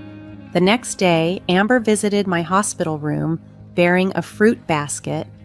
"Amber, you came!" I exclaimed, delighted by her presence. "You seem to be recovering well, but remember not to overexert yourself. Postpartum fatigue can be quite profound," she advised gently. Taking the fruit basket from her, I expressed my deep gratitude. "Thank you so much, Amber. I don't know what I would have done without you." I bowed deeply in appreciation. Amber chuckled softly. "What's most important is that both you and the baby are healthy. I just wanted to lend a hand." As our conversation continued, Amber shared that she had discussed the incident with her husband, who was quite furious about the situation. From her words, I could infer Samuel's current predicament. "Amber, I'm truly sorry for dragging you into this mess," I admitted, feeling a twinge of guilt. "Don't worry," she reassured me, her tone suddenly stern, revealing a side of her I hadn't seen before. "Remember, it's thanks to my husband that Samuel has his job at the company." This was news to me. Amber was the wife of the CEO at the company where Samuel worked. When we first moved to this residential area, I had no idea about this connection.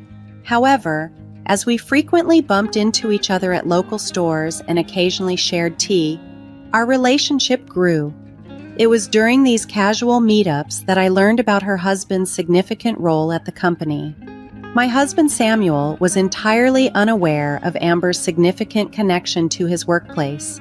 This was mainly because he hadn't joined me for the initial neighborhood introductions and generally showed little interest in mingling with our neighbors. Amber had previously confided in me, "I don't want to cause any trouble, so please don't tell your husband about this." I had respected her request, knowing she didn't want to stir any issues. Despite her reservations, Amber had been a tremendous support, especially given my pregnancy and Samuel's unreasonable behavior. She had often hinted at speaking to her husband about my situation, but I always declined, not wanting to complicate her life. However, with the recent events, it seemed even Amber had reached her limit. "Amber, I really can't thank you enough for everything," I said, overwhelmed by her support. Her firm stance made me realize how fortunate I was to have her in my corner. As I teared up, Amber gave me a comforting smile. "Helen, you're a dear friend to me. I can't just stand by and watch when something like this happens to a friend." Despite my husband's incessant messages, which I now chose to ignore, our conversation was filled with heartfelt smiles. As I prepared to leave the hospital, my close friend visited, handing me her smartphone. "I want you to see this," she said, showing me a post that had gone viral on social media. It was about Samuel's recent actions. My friend, who had a substantial social media following, explained that one of her followers had captured the scene where Samuel yelled at me and forced me out of the car. To protect my privacy, my face was blurred in the video, which she had permitted to be shared online. The video had spread rapidly, and now, details about Samuel and even his company were being publicly scrutinized. "My husband is now facing a barrage of criticism online," I told Amber, stunned by the scale of the fallout. My friend smiled slightly. "Well, they brought it upon themselves, didn't they?" Indeed, Samuel's choices led to this situation, and now even his parents were being criticized online as the story spread through our community. Just then, my phone rang. It was a call from my mother-in-law. My friend glanced at the screen, suggesting mischievously, "Why don't you pick up and give her a piece of your mind?" but I was so drained by the entire ordeal that I felt no desire to engage further and decided to ignore it. Soon, my missed calls log was filled with names from Samuel's side of the family. As my discharge date approached, I grew anxious about potentially encountering my husband or his parents lurking outside the hospital. My parents, sensing my distress, reassured me, "You have nothing to worry about." This assurance was comforting, especially as we prepared to leave the hospital with my belongings. My focus now was on starting anew, prioritizing the safety and well-being of my baby and myself, free from the turmoil that had overshadowed recent days. As I prepared to leave the hospital with my parents, a sudden commotion erupted. I heard my husband's voice calling out my name, "Helen!" followed by the loud protests of my in-laws. Just then, a group of men in black suits quickly formed a protective barrier around me. One of the men gently opened the car door for me and assured me, "Don't worry, we're here on Sir's request to protect you." It appeared that my parents had anticipated this situation, as my mom, with a reassuring smile, said, "Didn't I tell you there's nothing to worry about?" Her words brought me a deep sense of relief, and I smoothly slid into the car. From the corner of my eye, I saw that my husband and his parents, overwhelmed by the presence of the bodyguards, were unable to come any closer. The overwhelming gratitude I felt for Amber, who had orchestrated this protection, filled my heart. I can't find the words to express how grateful I am for Amber's support. I shared with my parents, who agreed that we needed to find a way to show our appreciation. As my new life began away from the turmoil, the attempts by my husband and in-laws to contact me persisted. I sent them the divorce papers, but they showed no signs of accepting the situation. One day, my in-laws called our house and my father answered. They boldly claimed that since I was part of their family, I should not complain regardless of how I was treated. My father, angered by their audacity, retorted sharply, prompting them to hang up abruptly. After discussing it with my parents, we decided that seeking professional legal help was necessary. Fortunately, my father knew a lawyer who, upon hearing our circumstances, graciously offered his assistance. I briefed the lawyer about the circulating video on social media and the events leading up to it. When the lawyer contacted my husband, he was initially surprised and then defiant. "We'll solve our marital issues ourselves. We don't need a lawyer," he argued in a dismissive tone. However, the lawyer, with a calm demeanor, responded, "I'm acting upon Helen's request. Any future communication should be directed to me. It's up to Helen, my client, to decide whether or not she wants to involve a lawyer." Stunned by the lawyer's firm stance, my husband was initially unwilling to proceed with the divorce. However, the mention of mediation and the possibility of a court case seemed to unsettle him. "I have no interest in the child and have no intention of seeing them in the future, so I don't see why I should pay child support," he stated irrationally regarding the divorce terms. "As for property distribution, I did nothing wrong," he claimed. The lawyer, ever professional, explained the legal implications clearly, but my husband remained unconvinced. "In that case, it seems we'll meet in court," the lawyer suggested. Hearing this, my in-laws, who had been eavesdropping, appeared to panic and immediately conceded to the terms. Informed of this development by the lawyer, I was stunned by the turn of events and the reality of having ever been connected to such a man. Throughout this time, I kept in touch with Amber. When I relayed the latest updates, she responded playfully, indicating her continued support and relief at my newfound independence. Feeling overwhelmed by everything that had transpired, Amber playfully suggested, "How about seizing your ex-husband's retirement pay? Garnishment is one way, right?" Her astuteness caught me off guard, but it also brought a faint smile to my face amidst the chaos. Sometime later, I was contacted by the lawyer who informed me that my husband wanted to apologize in person and sought a satisfactory conclusion. Given the circumstances, I agreed to a conversation over the phone, but only under the lawyer's supervision. The scheduled day for the call came, and I was flanked by my supportive parents and the steadfast lawyer. From the other end of the line, my husband's voice came through. "Finally, you answer. Apologize now, and I'll forgive you. Come back home. Let's be a couple again. The house is a mess. I might lose my job, and everyone's looking at me coldly. All of this is your fault, so take responsibility." He bombarded me with accusations, but steadied by the calm presence of my lawyer and parents, I chose my response carefully. When he snapped, "See, you can't even reply properly, truly a woman with no redeeming qualities," I responded calmly, "Just so you know, this conversation is being recorded. I'll keep it as evidence. Goodbye." His tone shifted immediately. "Wait, you recorded this? That's not fair. I was joking. I'm sorry I can't live without you. Let's start over. We truly loved each other, right? I promise I'll try harder from now on." After hearing his desperate plea, I immediately hung up. Handing the recording to the lawyer, I asked, "Can you utilize this audio as evidence?" Shaking his head in disbelief, the lawyer remarked, "He truly is an incorrigible man." My parents, sharing in my sentiments, were resolute in their decision to sever ties with him completely. Witnessing his behavior only deepened their astonishment and disappointment more than anger. Amidst the turmoil, I realized there was a slight part of me that was enjoying the unraveling drama, a little devilish side that had emerged. The divorce proceedings with my husband concluded smoothly. Both the property distribution and child support agreements were settled without any issues, and the chaos began to subside. Thanks to the information Amber shared with her husband, the president of my ex-husband's company, Samuel, was promptly disciplined. Known for his family-oriented values, the president believed that an employee who couldn't protect his own family could not be trusted by the company. Consequently, Samuel lost his job, couldn't make housing loan payments, and had to return to his parents' home.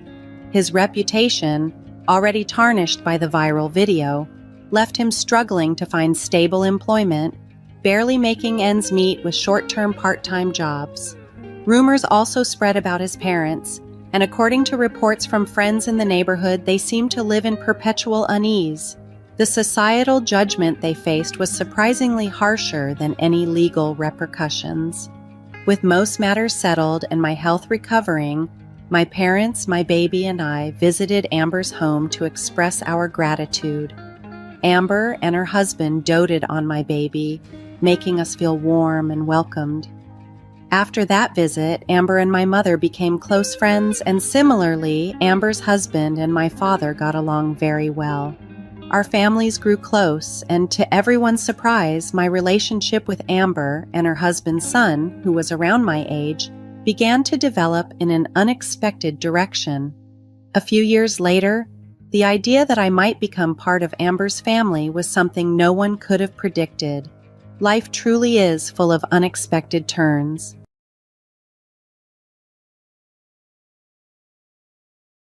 Hello everyone, my name is Barbara. I am a 31-year-old office staff, living a rather full life with my husband Eric and our 4-year-old daughter Denise, making us a cozy family of 3. However, our household also includes 2 more members, my reserved father-in-law Jack and my difficult mother-in-law Emma. When Eric and I decided to get married, it was understood that we would live with his parents. Jack, who struggles with mobility issues and has a profound anxiety about driving, relies on us for support, a situation that has kept Eric at home even before we married. I respected and admired Eric's dedication to his family, and having grown up with my grandparents, I initially had no reservations about living with my in-laws. However, the reality of living with Emma and Jack has proven more challenging than I had anticipated. Emma, in particular, is a woman of fierce temper and a surprising capacity for pettiness. Unlike my grandmother, with whom I shared a warm and easy relationship, Emma has an edge that I had only seen depicted in TV dramas and never believed could be real until now. From the very first day we moved in, Emma established her domain with an iron fist. "Once you step into my house, you follow my rules," she declared, and she meant every word. My daily life became a series of endless chores, cooking 4 meals a day, cleaning, doing laundry, gardening, and even washing the car. Any mistake became a pretext for criticism, so I learned quickly to mimic Emma's methods to avoid conflict. Yet, even when I managed the tasks alone, Emma would often hover over me, watching every move I made with a critical eye. Despite the tensions, Eric often remarked half-jokingly, "I'm glad to see how well Mom and you are getting along."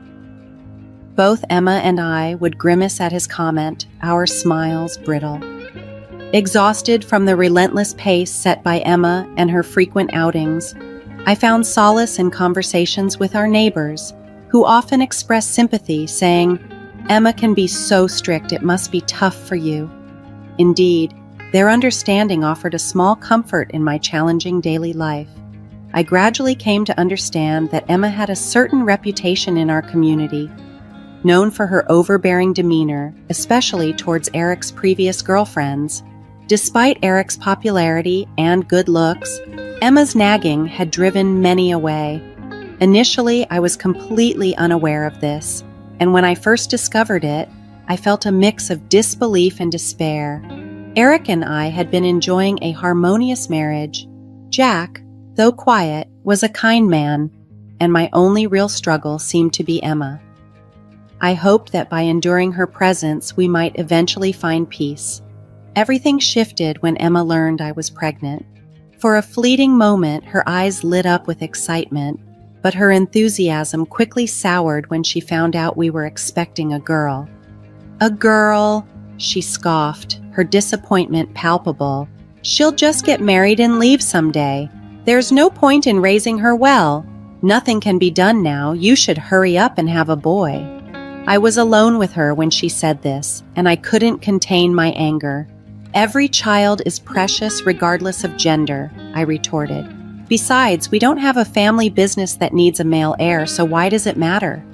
She responded sharply, "Our family has been landowners for generations. The family name is important, and it would be troublesome if it were to end." Honestly, I hadn't married Eric for his family's background, and Eric himself didn't seem concerned with continuing any supposed legacy.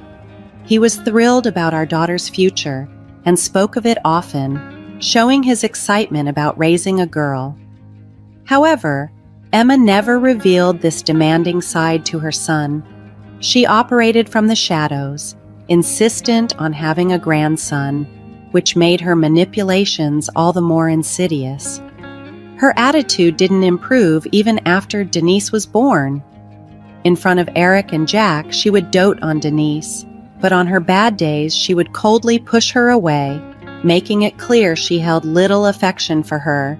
As Denise grew and began to speak, she often remarked, "Grandma is scary," and gradually started to avoid Emma. One day, Eric noticed Denise's apprehension and confronted his mother. "Mom, Denise seems to be afraid of you. You haven't been harsh with her, have you?" Perhaps intimidated by Eric's stern demeanor, Emma began to alter her behavior, making an effort to bond with Denise by taking her to the park and engaging more positively. Although Emma's treatment of me continued to deteriorate, I had grown thick-skinned to her petty remarks.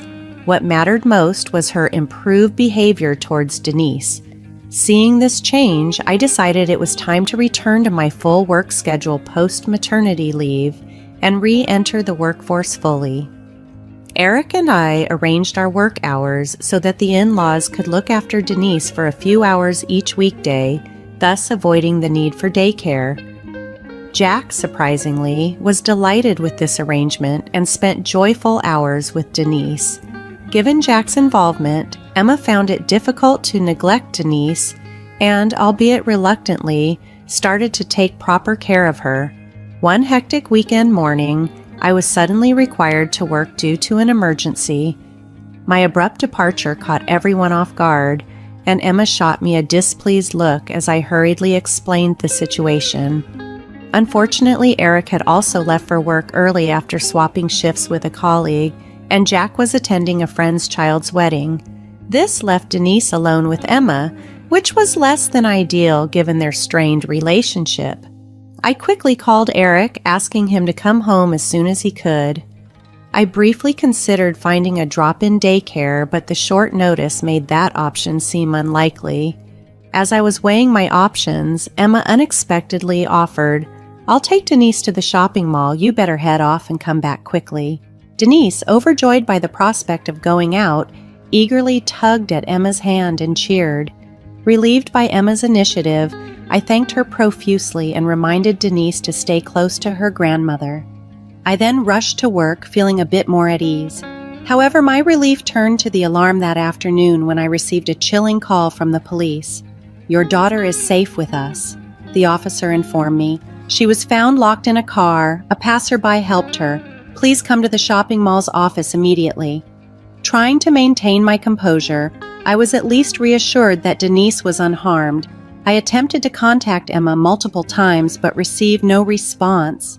After arriving at the mall and explaining the situation to a security guard, I was swiftly escorted to the office where Denise was waiting. Seeing her there, surrounded by police officers and looking visibly shaken, I rushed to her side. We hugged each other, trying to find comfort in the scare. I learned that Denise had been locked in the car, a situation fraught with dangers like overheating and dehydration, especially on a sunny and warm day. The thought of what could have happened had a Good Samaritan not noticed her shook me deeply. With more than 30 unanswered calls to Emma, my worry turned into anger and disbelief. Determined to find her and understand the situation, I told the officers about leaving Denise with Emma. Their confirmation that no adult had been with Denise when she was found only deepened my suspicions that Emma had negligently left her in the car. Resolved to confront Emma, I decided to search the mall. Meanwhile, Denise, still clinging to me and visibly upset, seemed to need some comfort. I bought her some fruit drink to help calm her down. The police officers assured us of their help in locating Emma, and we thanked them for their cooperation before leaving the office to continue our search. The whole ordeal reignited my frustrations with Emma, but my immediate focus was on soothing Denise and resolving the situation as safely as possible. 25 minutes after sending my initial message to Eric about the situation, I followed up with another, informing him that I was currently at the mall searching for Emma with Denise in tow. I urged him to head straight home after work.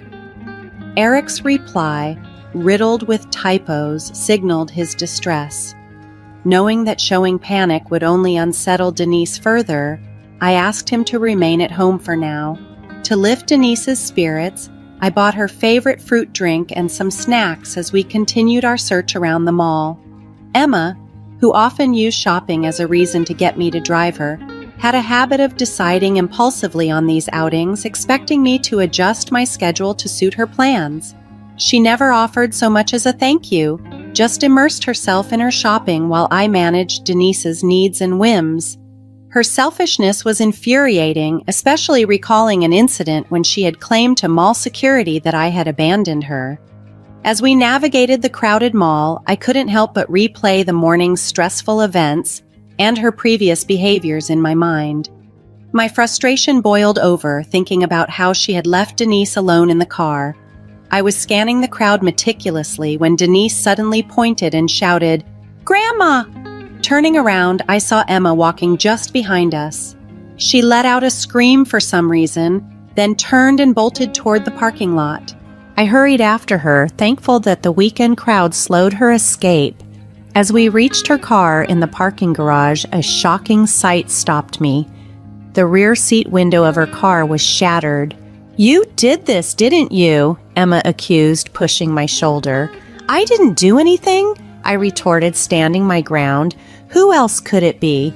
And now you want me to pay for this car? You're the one who left Denise alone in the first place. She's only 4 years old. Don't you know children have died being left in cars like that? Were you trying to hurt her?" My words seemed to take Emma aback, perhaps unused to my confronting her so directly. A crowd began to gather, sensing the tension. Realizing this, Emma got into her car, despite the broken window, and shouted, "I'll remember this when we get home. You're paying for this." She then drove off hastily, causing more glass to fall. "Stop right there!" The police officer, who had spoken with me earlier, intervened. Running towards the scene, he called for backup, arriving slightly out of breath. As Emma saw the police, her previous confidence vanished. She obediently followed their instructions, parking the car back in its spot. Surrounded by several officers, Emma was led through the back door, her bravado replaced by compliance as she faced the consequences of her actions. The police officers invited both Denise and me to come along as they continued their investigation. In the very chair where Denise had sat earlier, now it was Emma who found herself seated, looking defiant and agitated. Denise, finally feeling safe, fell asleep in my arms as one of the officers began questioning Emma. "Why did you leave Denise alone in the car?" he asked sternly, but Emma responded sharply, "More importantly, someone smashed my car window. That's vandalism, isn't it? You're the police, so catch the predator. It must be this woman," she said, pointing accusingly at me. The officer corrected her. The window was not broken by Barbara. A passerby saw Denise locked in the car and broke the window to rescue her. When they heard Denise's faint cries from your car as they passed by, they acted to save her and immediately notified us. He continued, explaining that they were able to respond quickly because, fortunately, Denise hadn't been in the car too long. We found an item with Barbara's name among Denise's belongings, which helped us contact her immediately. I nodded, my emotions nearly overwhelming me as I considered what might have happened if that passerby hadn't intervened. Yet Emma's demeanor remained defiant. "I often shop alone, so I forgot I had Denise with me," she claimed. "I realized it as soon as I entered the store and was returning to the car when I saw Barbara with Denise, assuming she had broken the window." The police dismissed her attempt to deflect blame. "But Emma, your car's dash cam recorded you checking on Denise in the back seat before you covered the windows to obscure her from view. Why would you do that?" they pressed. Emma, outraged, slammed her hand on the desk. "That's an invasion of privacy. You can't do that, even if you are the police," she yelled. Denise stirred and woke up due to the noise, so I decided to leave the room with her to keep her calm. Emma's loud protests still audible through the door. The officers later told me that the dash cam had also captured Emma softly telling Denise to sleep tight, contradicting her claim of forgetting Denise. Under intense questioning, Emma finally broke down and revealed her true intentions, shockingly admitting, "It's all because that woman had a daughter. I thought if Denise was gone, she would have a boy next." This confession was relayed to me after I had left the scene with Denise, who had become upset upon waking. The thought of Emma's callousness was unbearable. Had I been present, I might have confronted her right there. Emma was subsequently charged with child endangerment and arrested. Despite the overwhelming evidence, she refused to accept her fate quietly, continuing to argue and planning to hire a lawyer to fight the charges without showing any remorse for her actions towards Denise.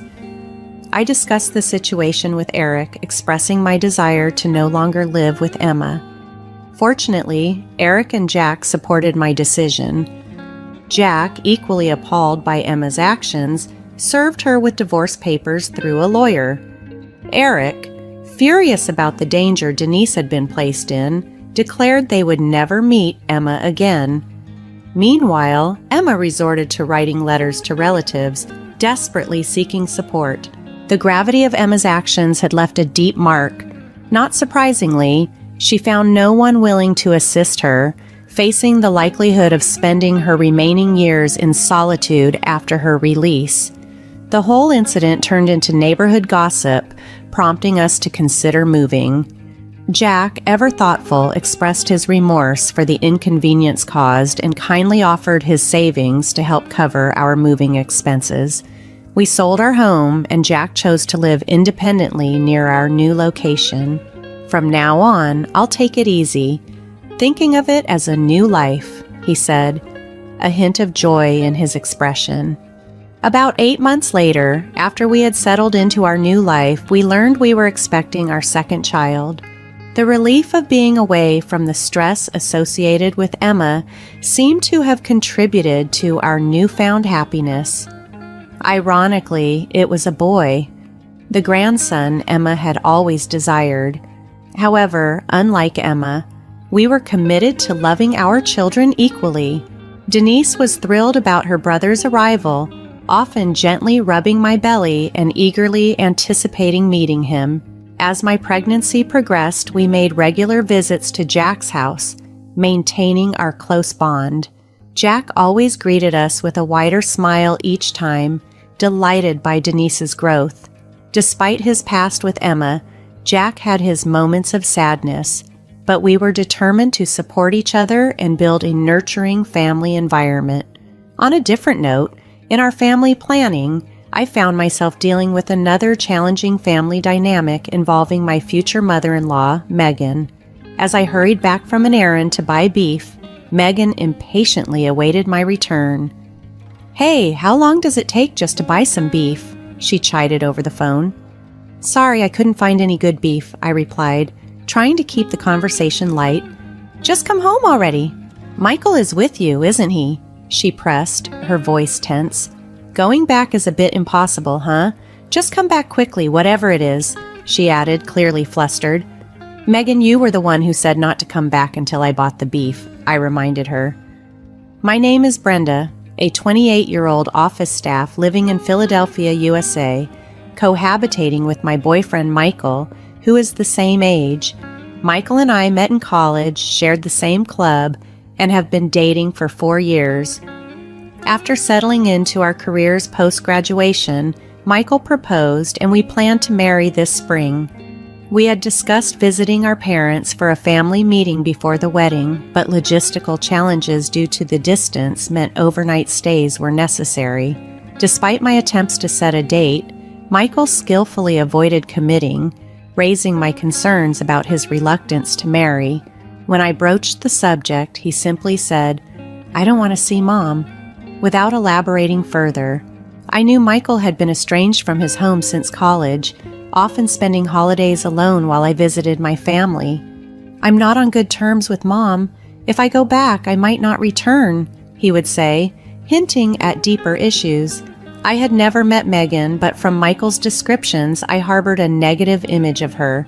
However, avoiding her indefinitely wasn't feasible if we were to marry, as she would become my mother-in-law. I suggested, "Why don't we go to my parents' house first? It's a bit far, but it'll be easier on you than going to your house, right?" Michael seemed thoughtful and a bit hesitant about my suggestion, reflecting the complexity of our impending family union.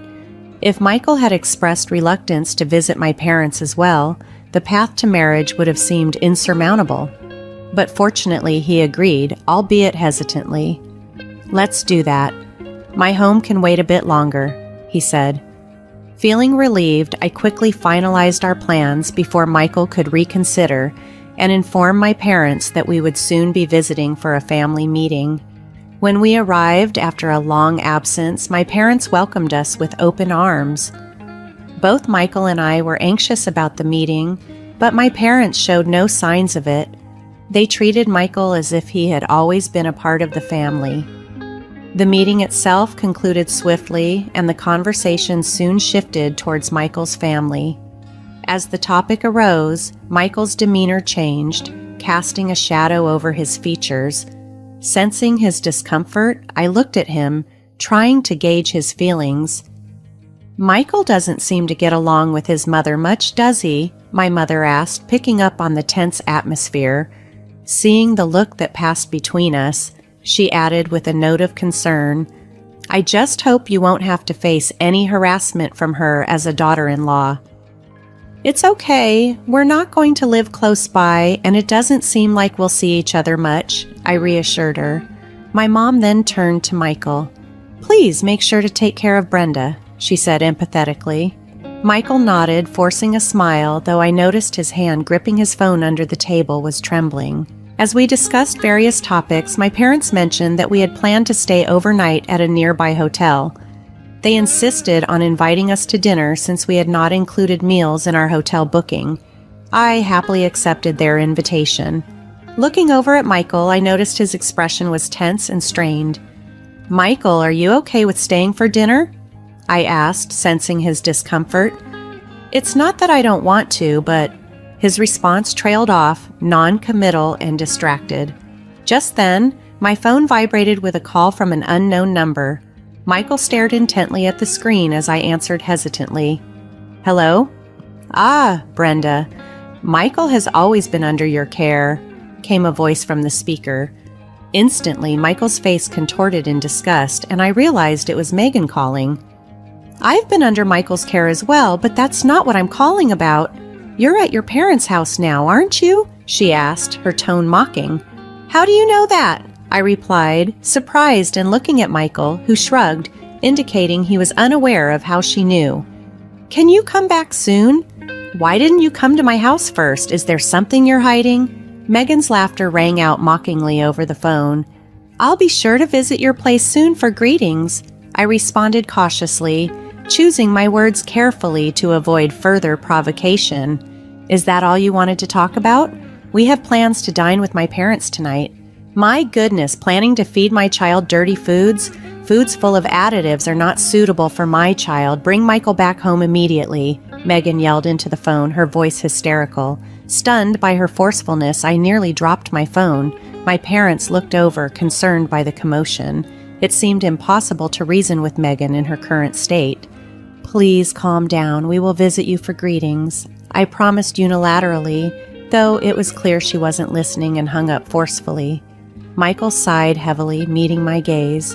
"I hadn't told you, but during a recent business trip, I accidentally met Mom. We had to eat together," he confessed, explaining the unexpected interaction that had left a mark on him. When Michael revealed how Megan had gotten my number and tracked our location through an app, my parents were left speechless. This level of surveillance and overprotectiveness towards her adult son made me shudder. It was clear why Michael had been so hesitant about reconnecting with his mother. "Is it okay to serve dinner?" my mother asked timidly, sensing the tension. "Yes, please. I'm sorry for the trouble," Michael replied, managing a strained smile as Mom headed into the kitchen. In a quiet voice, he confessed to me, "I don't want to go home."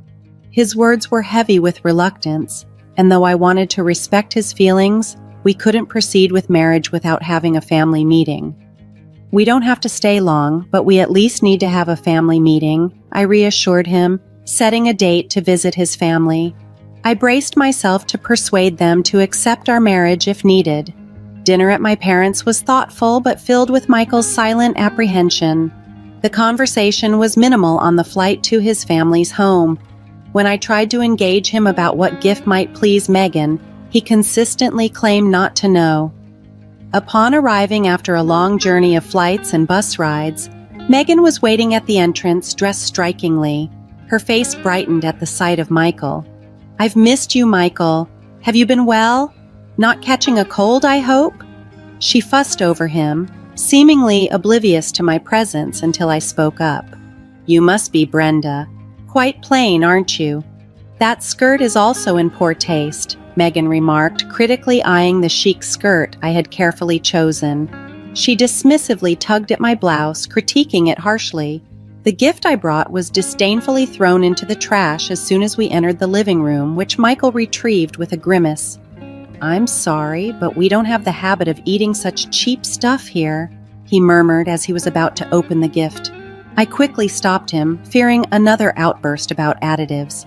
During the tea that Megan prepared, she conspicuously ignored me, lavishing Michael with homemade sweets while I was left without.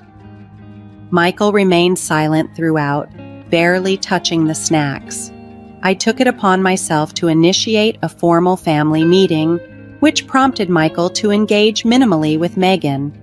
However, once the meeting concluded, he reverted to silence, his discomfort palpable.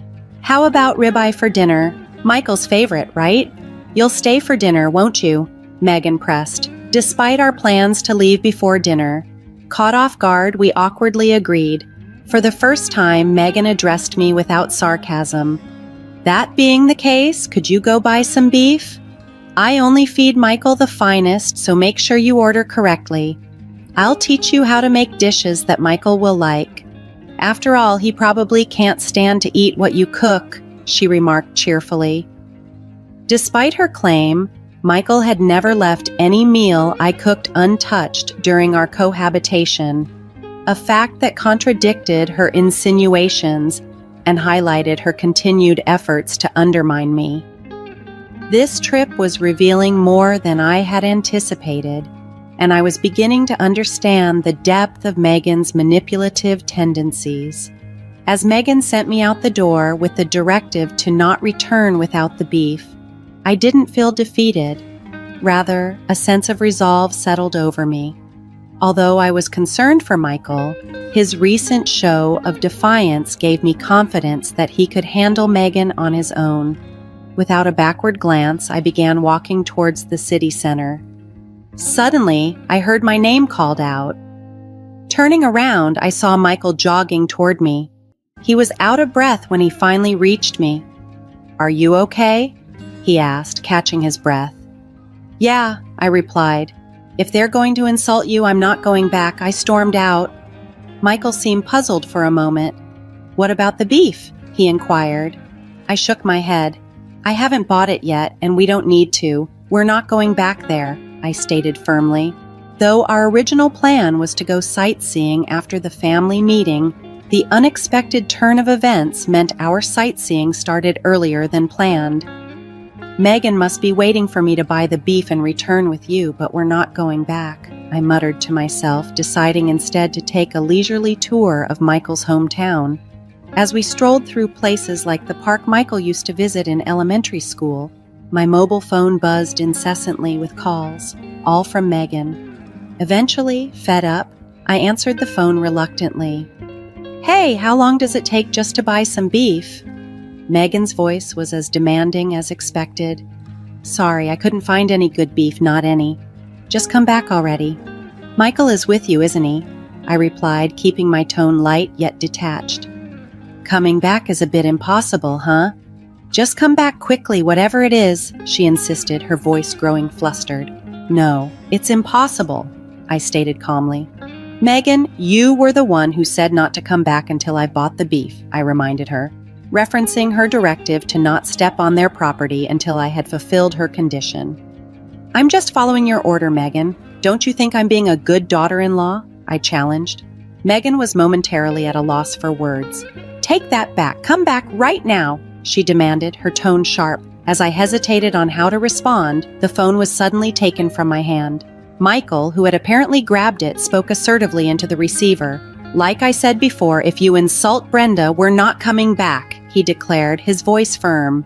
His statement was a clear stand against Megan's overbearing attitude, marking a significant turning point in our relationship with her. It was a moment that not only affirmed Michael's support for me, but also signaled a new beginning for us, free from the toxic influence that had loomed over his life for too long. After Michael's firm declaration, he handed the phone back to me, but before I could say anything, Megan's tone changed. Her voice, now desperate, softened significantly. "Hey, Brenda, can we just talk?" she pleaded. I glanced at Michael, who appeared completely detached from the conversation, already looking forward to our next adventure. It was clear he had moved on from the weight of his relationship with Megan. "Michael has made his wishes clear. If he doesn't want to meet you, Megan, I support him." "I don't want to either," I stated firmly, my resolve mirroring Michael's. Before she could respond, I hung up, feeling a symbolic release from Megan's obsessive hold over her son. To ensure further peace, I promptly blocked her number on my phone. "How about we go for ribeye? There's a good place nearby," Michael suggested cheerfully, a genuine smile spreading across his face. Relieved, I followed him, ready to enjoy our day free from past burdens. That spring, we married and simultaneously changed our living arrangements and both our phone numbers. Megan attempted to reach out through my parents a few times, inquiring about our whereabouts, but my mom cleverly misled her with tales of us being in exotic places like the Caribbean or Italy. Whether Megan believed these stories enough to follow them abroad remained a mystery. We considered having a wedding ceremony, but since Michael preferred not to invite Megan or any relatives connected with her, we planned a small, intimate ceremony abroad, just the two of us. While my parents were initially disappointed, they gave us their blessing and insisted we take plenty of photos to share with them later. Freed from the shadows of Megan's overbearing presence, Michael's demeanor brightened considerably. He smiled more freely and no longer seemed to live under a cloud of fear. I occasionally worried about him feeling as if he had lost his family, but my parents embraced him as their son, alleviating those fears. As we began to talk about starting a family, the idea of having children became a serious consideration. Imagining our future child, we laughed together, excited about the possibilities ahead. Our lives, now unbound from past constraints, were filled with optimism and joy as we envisioned our shared future.